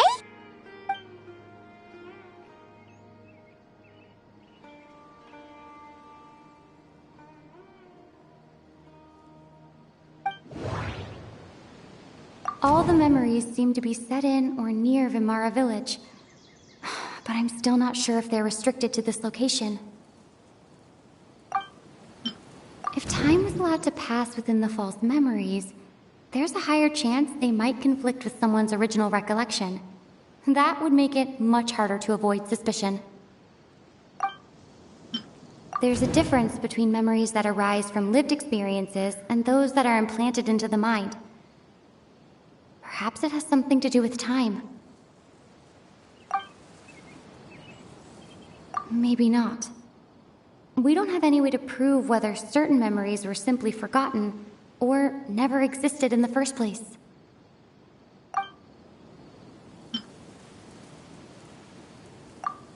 No wonder!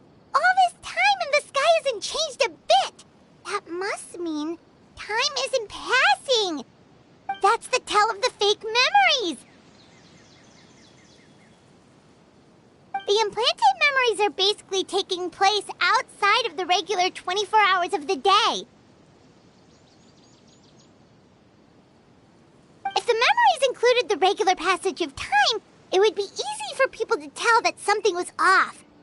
Like there could be overlap or something. People might start to wonder why they remember doing two different things at the same time of day. That's why he makes sure the memories take place at a specific moment in time rather than over a period of time.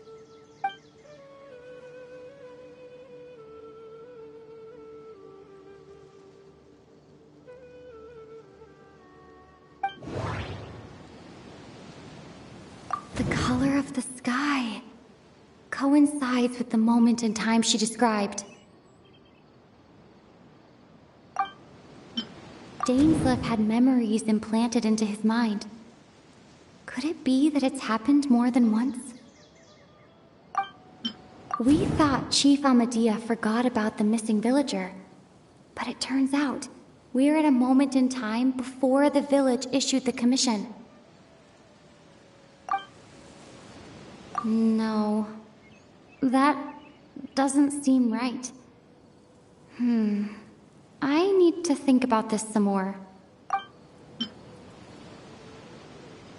No, that doesn't seem right. I need to think about this some more.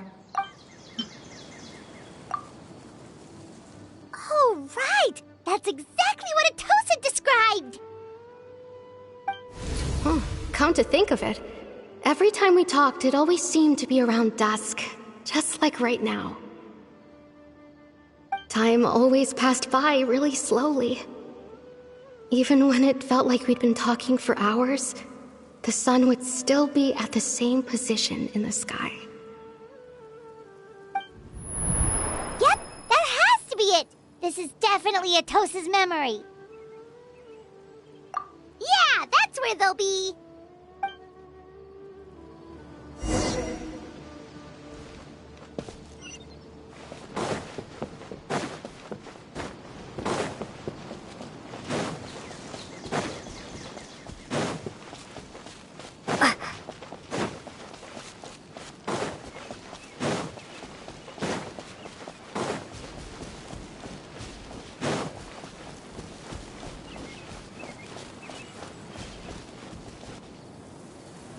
So, you see, Granny Jahiet was a mercenary when she was younger. She just talks like that out of habit. She's not trying to scare the children on purpose. Oh, there I go again. Always talking about my own things. Do you maybe have anything you want to share? It's okay if you don't. You could also just talk about what you think of me? Oh, I think you're an incredibly strong and thoughtful young woman. You'll meet many amazing people and live a very happy life. You won't miss someone like me. Huh? Are those your friends over there?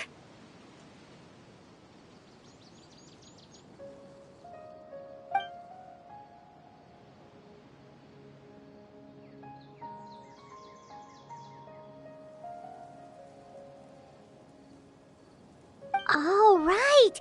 This version of Atosa hasn't met us yet! Friends? I guess you could say that. It must have taken them a lot of effort to find me. So, I should see what they need. I'm sorry, Atosa. We'll have to continue this conversation another time. Another time, huh? Yeah, okay. I'll head back to the village then. Talk to you some other time.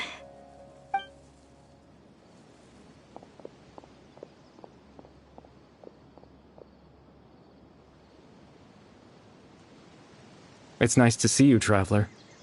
I believe this is the first time we've met.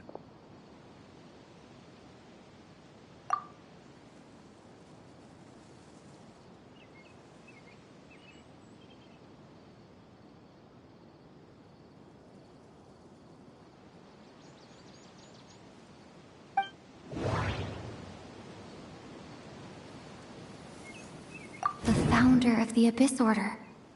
The man who broke the curse of immortality.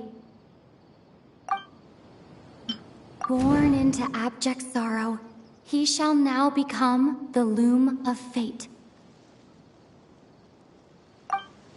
Dane's brother, one of the 5 sinners of Conria. The one who stole the power of the Abyss.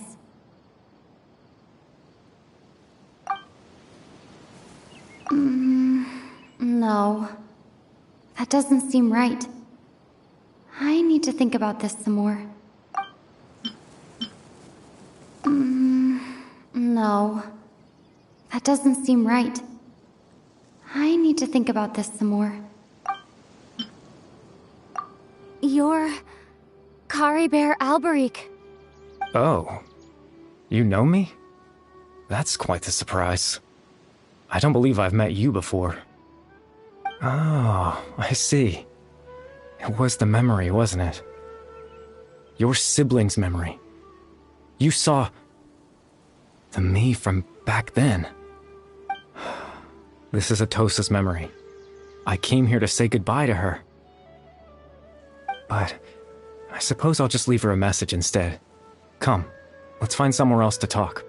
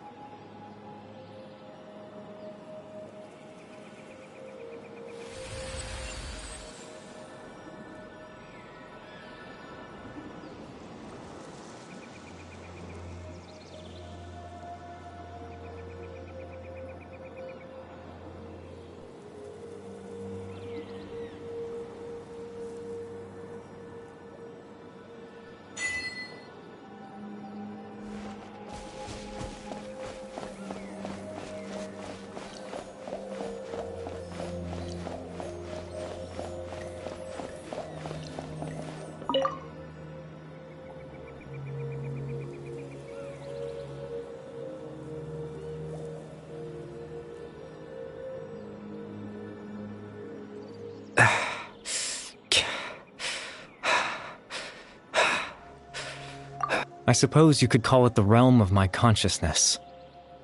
I'm someone who no longer exists in the real world, after all, as you well know. It's nothing. I still have enough strength to play the part of a good host.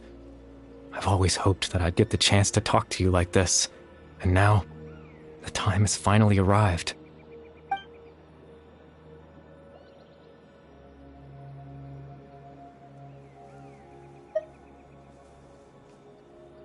Extreme sorrow and pain, hope and regret coursing through your veins, and a degree of abyssal power that defies comprehension.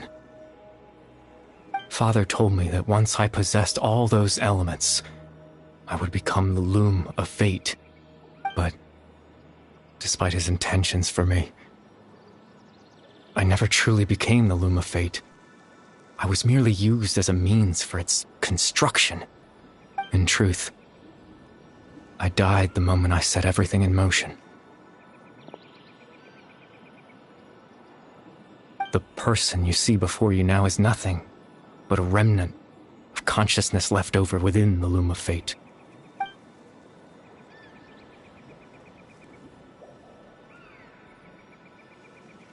As for your question, the Loom of Fate is a device capable of weaving ley lines.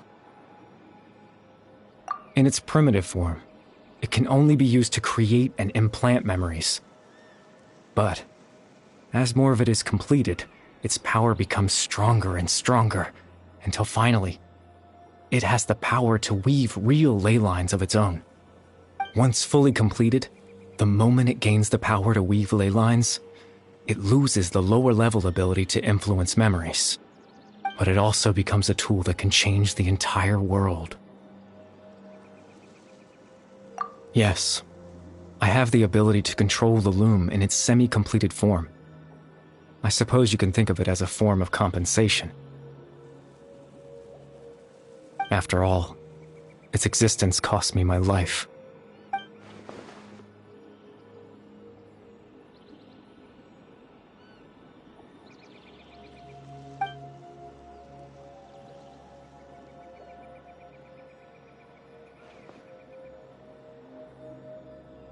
That. I was wrong to implant those memories. I'm sorry I caused so much trouble. Not only for everyone in the village, but for you as well.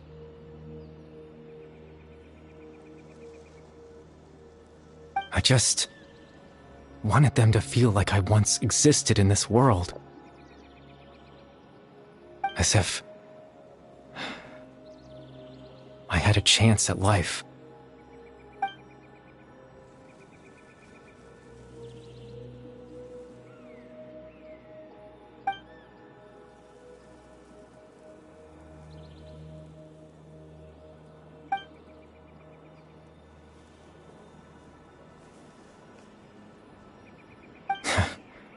I know what you must be thinking. Why would I do something so meaningless?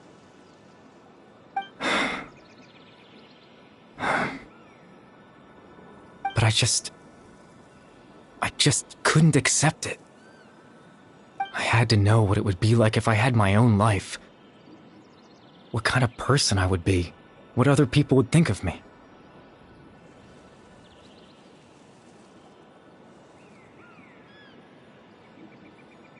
Chief Ahmadiyya, Baram, Granny Jahiyat, Atosa. What would it be like if I could live alongside them? No cataclysm, no curse. Just a quiet life in a peaceful village. I was curious, so I selfishly tried to have my own life. Even if that meant piecing together the version of myself that could have been. One memory at a time. I know it sounds stupid. After all, my life ended a long time ago. Any chance at living was stripped away from me when I was 8 years old. My consciousness left to mature in an illusory world of nothingness. Even the form you see before you was nothing but an invention based on my father's appearance. An imagined version of what I would look like if I had the chance to grow up.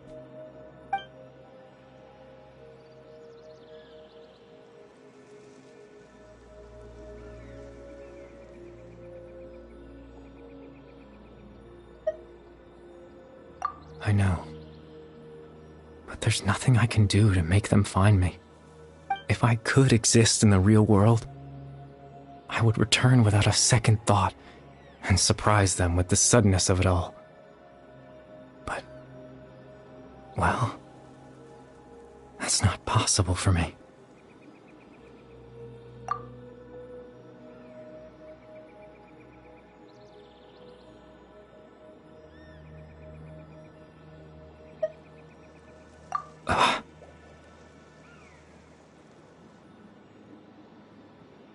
I know.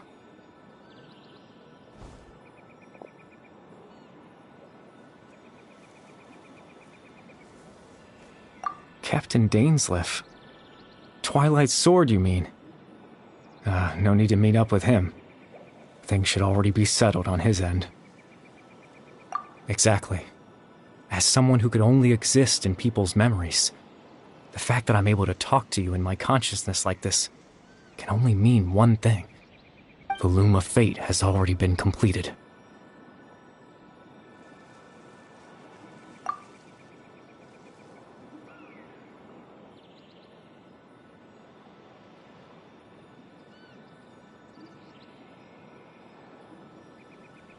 No need to worry about Captain Dainsleif. He's absolutely fine.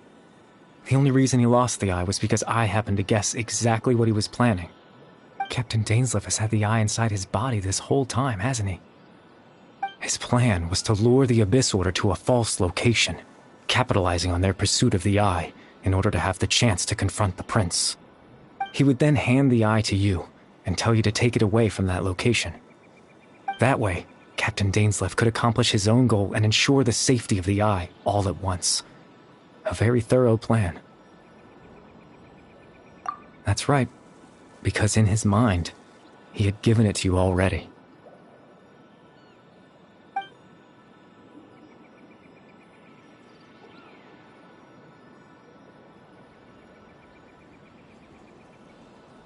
before you two entered that false location.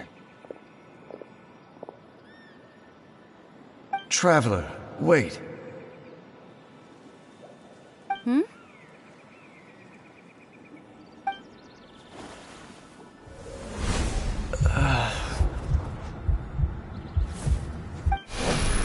We've no time to lose.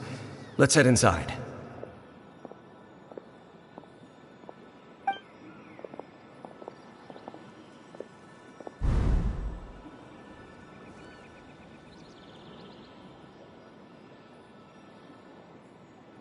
That was when I implanted the memory of him handing you the eye. Given the tense situation at that time, Captain Dainsleif failed to notice anything out of the ordinary, and took that memory to be real. I'm sorry, Traveler, but I needed the Loom of Fate to be completed. And to do that, we had to retrieve the eye.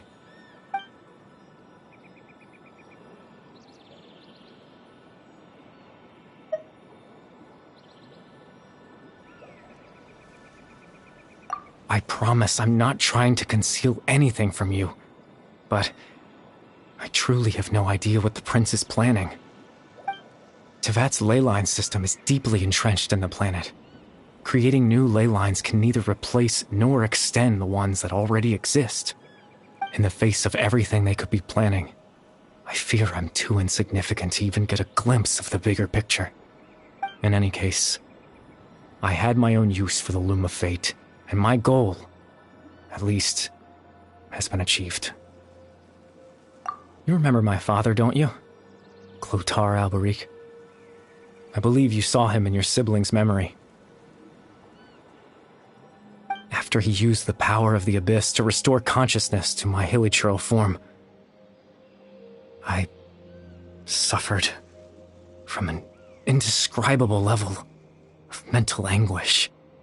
To comfort me, my father told me a story, that this was a fairy tale world where I had to take on the form of a little monster.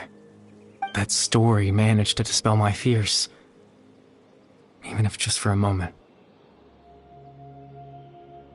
My goal was simple: to use the Loom of Fate in its near-completed form, when its ability to create memories was at its strongest, to implant a specific memory into the minds of the hilichurls.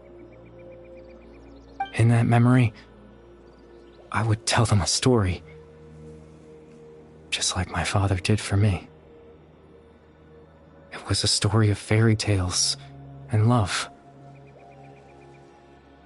But more than anything, it was the story of us.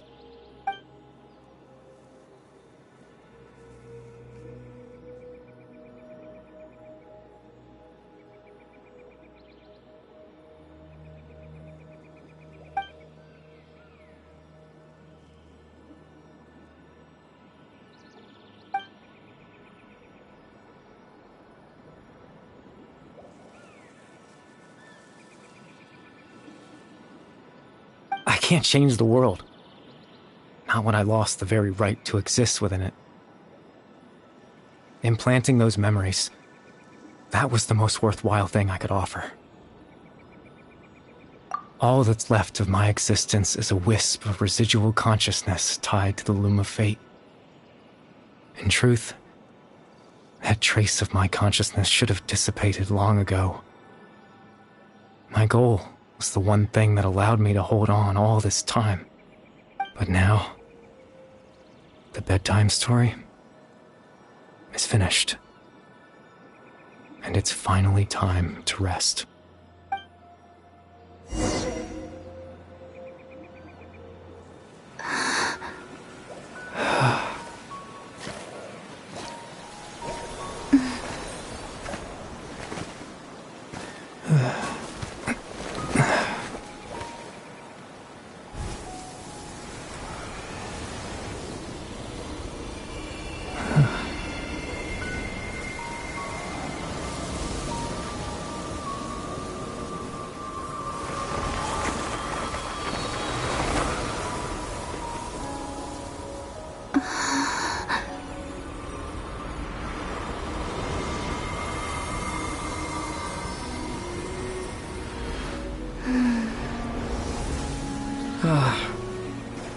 Looks like I was too late to see Kari Bear one last time.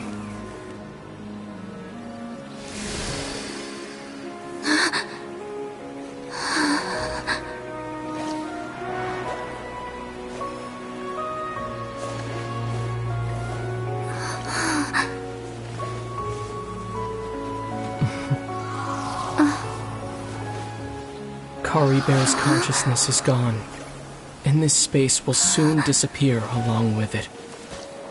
Neither of us belongs here. That's why we're not tangible. Were that not the case, I'd love to hug you too.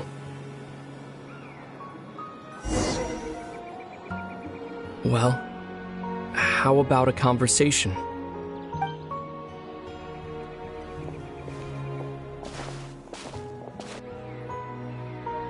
The chance to just stop and talk like this is certainly not easy to come by. Wouldn't you agree? That battle earlier was tough. The one against Dane, I mean. I didn't expect that after everything, he would still hesitate to raise his sword against me. Were it not for that, perhaps I'd still be no match for the Twilight Sword. Even after 500 years. The Loom of Fate, huh? I still haven't found a way to utilize it to its full potential. But there's still time. Before the heavenly principles awaken. Yes, for 500 years now, ever since the cataclysm in Conria, there's been no sign of activity. Not long ago, you witnessed the Hydro Archon destroy her divine throne, yes? Such a flagrant disregard for the rules, and still Celestia took no action. I suppose that's proof enough of the Heavenly Principles situation. However, the Heavenly Principles will awaken. We just don't know when that will be, or what might trigger it. You could say that. Just look at Kari Bear. He was so pure and single-minded. The space we now find ourselves is a perfect representation of who he was. Quiet and peaceful. Even as a hilly churl, seeing the terrible sight within the mirror wasn't enough to taint his spirit. He brought comfort to the people of this world, even though he was denied the very right to be a part of it. So ask yourself this. Who was it that deprived him of that right to exist? Of course, that's only one example. My feelings about the heavenly principles are too complicated to explain in just a few words.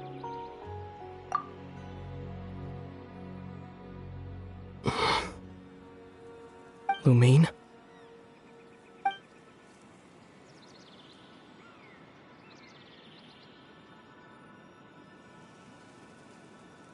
You're the only one in this world who calls me that. There's so much I wanted to ask you. But for some reason, I'm not interested in asking those questions right now. There's just one thing I have to ask. One thing I could never understand. Why? Why can't we continue our journey together?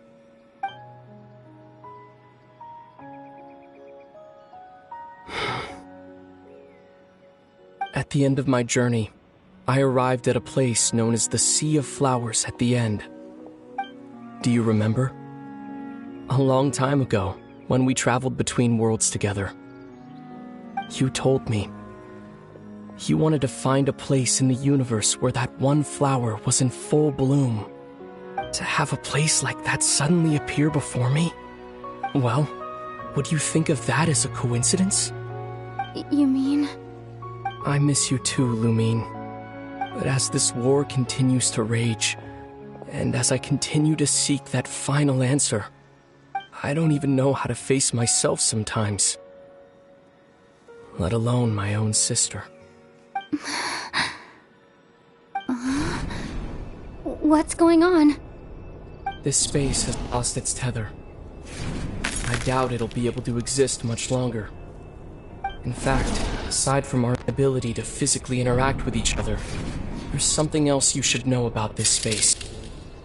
With Kari Bear gone, we won't be able to remember anything that happened here. Everything in this space will be wiped from existence, including all memory of our reunion. You're only telling me this now?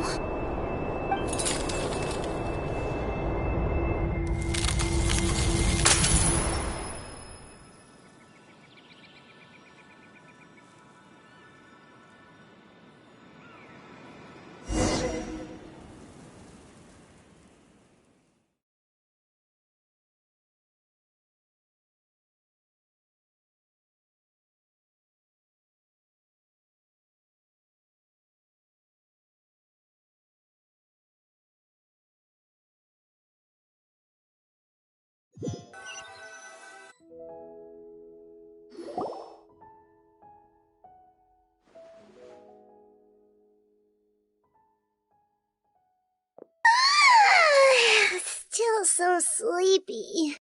Paimon's head feels all fuzzy. Oh, Paimon woke up a little earlier than you, so Paimon will fill you in. The villagers said that they saw us sleeping near the village yesterday. They couldn't wake us up no matter how hard they tried, so they decided to just bring us back here. Oh, and Dane came by just now. It looked like he was injured. He didn't say anything, though. Just made sure that you were all right and left. Kinda seemed like he had a lot on his mind, but that's Dane for ya.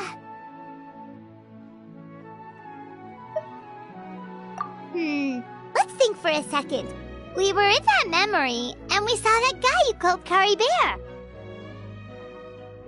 He was the missing villager that we've been trying to find, right? And after that, Paimon doesn't remember what happened. Wait, really? What a score!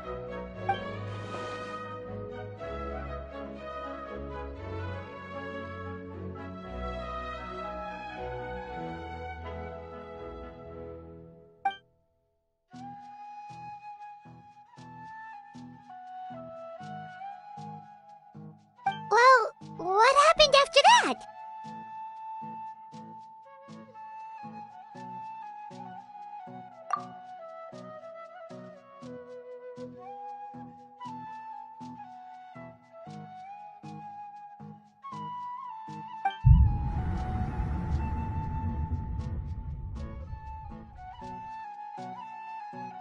Ah, there you are. Sleep well? Bayram, you sure seem happy. Did something good happen? Something good? Huh. Wasn't anything good or bad, I'd say. It's just that, well, the village organized another search party yesterday. It didn't feel right to leave all the searching to the adventurers. So there we were, searching away, when suddenly this one guy said it all came back to him. According to him, one day around dusk he was passing by this one tree outside the village, and he saw our missing villager. There he was, sleeping under that tree all by himself. His parents came a little later to wake him up, and they all left together. They looked like quite a happy family, apparently. And after that, well, we all started to feel like that really is what happened. Kind of strange that we forgot all about it for so long.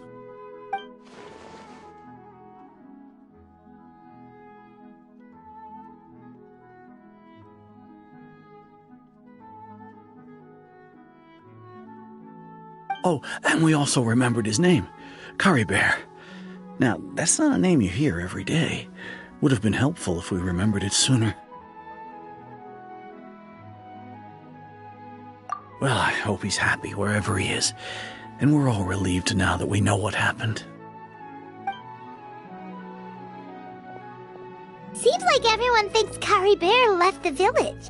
That's probably for the best. At least they have some sort of explanation now. Paimon wonders how Atos is doing. Maybe we should go check on her. If she hasn't remembered like everyone else, we can tell her what happened. Paimon didn't see her in the village just now, so she's probably at the tree. Come on, let's go talk to her.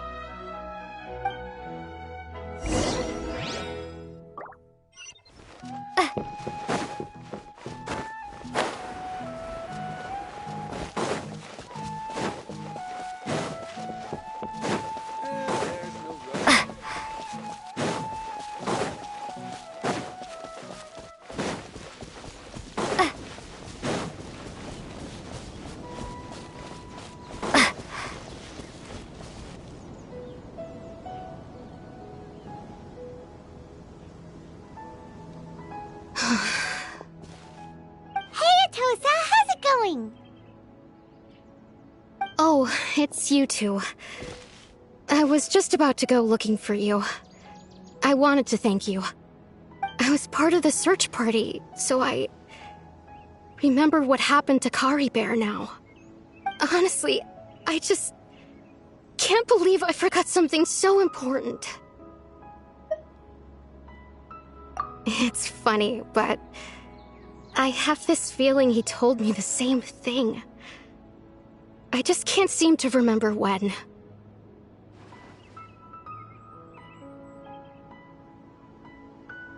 I guess it doesn't really matter anyway.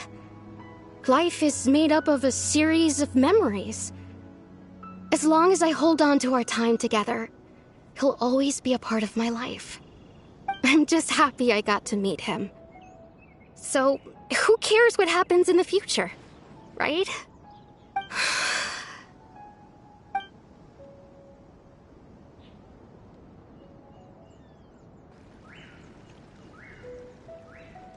Okay, I'll admit, I'm just putting on a brave face. I was dumped, wasn't I? Otherwise, why would he just leave like that without saying goodbye? You don't need to comfort me. I'll be okay. It's just like Kari Bear said. It's the things we overcome that make life more precious. And you know, if he has a heart, maybe he'll come back and see me one day. Anyway, thanks for all your hard work, you two. I promised I'd help Granny Jahiet with something, so I should head back. Goodbye. Well, that should be it, right? Everyone's lives can go back to normal now. Oh, right! Weren't you about to tell Paimon what happened after your conversation with Kari Bear?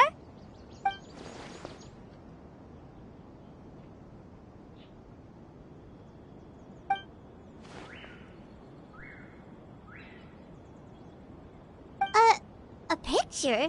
Where'd that come from? Let Paimon see!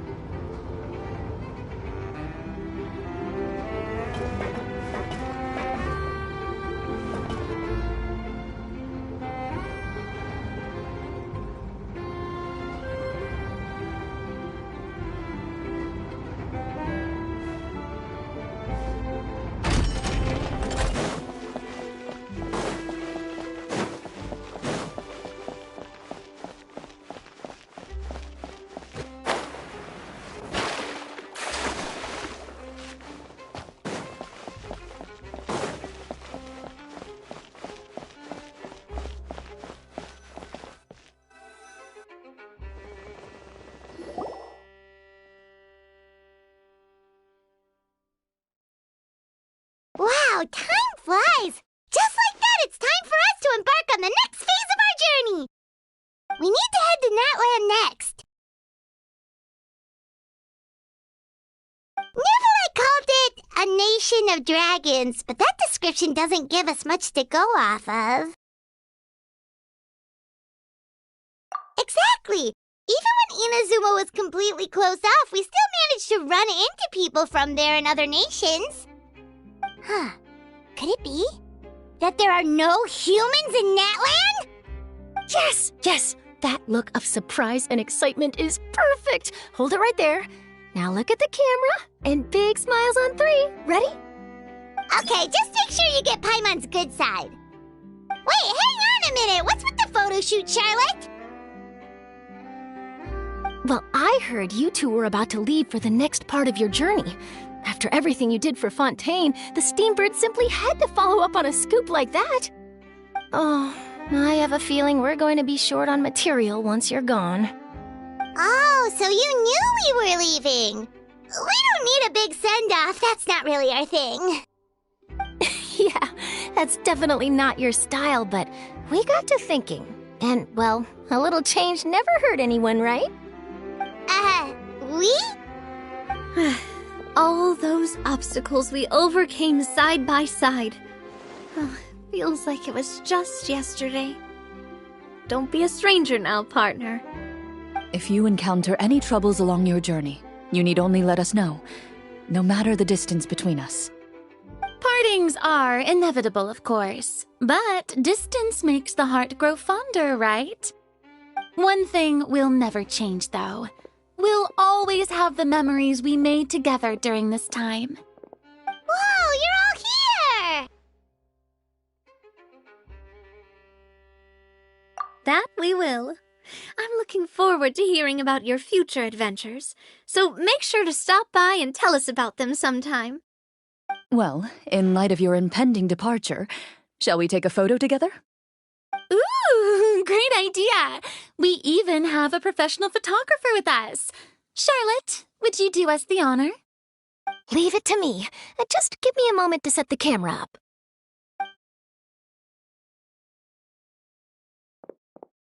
Oh, by the way, you're overthinking the whole Natland issue, Paimon.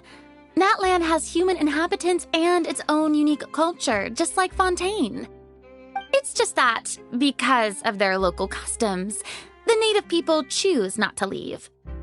They're not unwelcoming to outsiders, though. People travel there for business and leisure alike, and usually return with nothing but good things to say.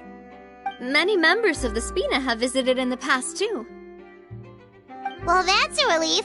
Hopefully we don't get swept up in any major drama this time. Well, given your experience and skill in that regard, I have no doubt you'll be able to overcome anything that comes your way. Still, I hope you can avoid danger this time around. An uneventful trip might be a nice change of pace. All right, I'm ready. Shall we?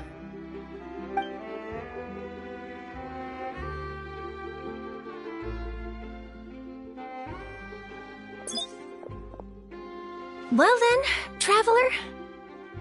Bon voyage!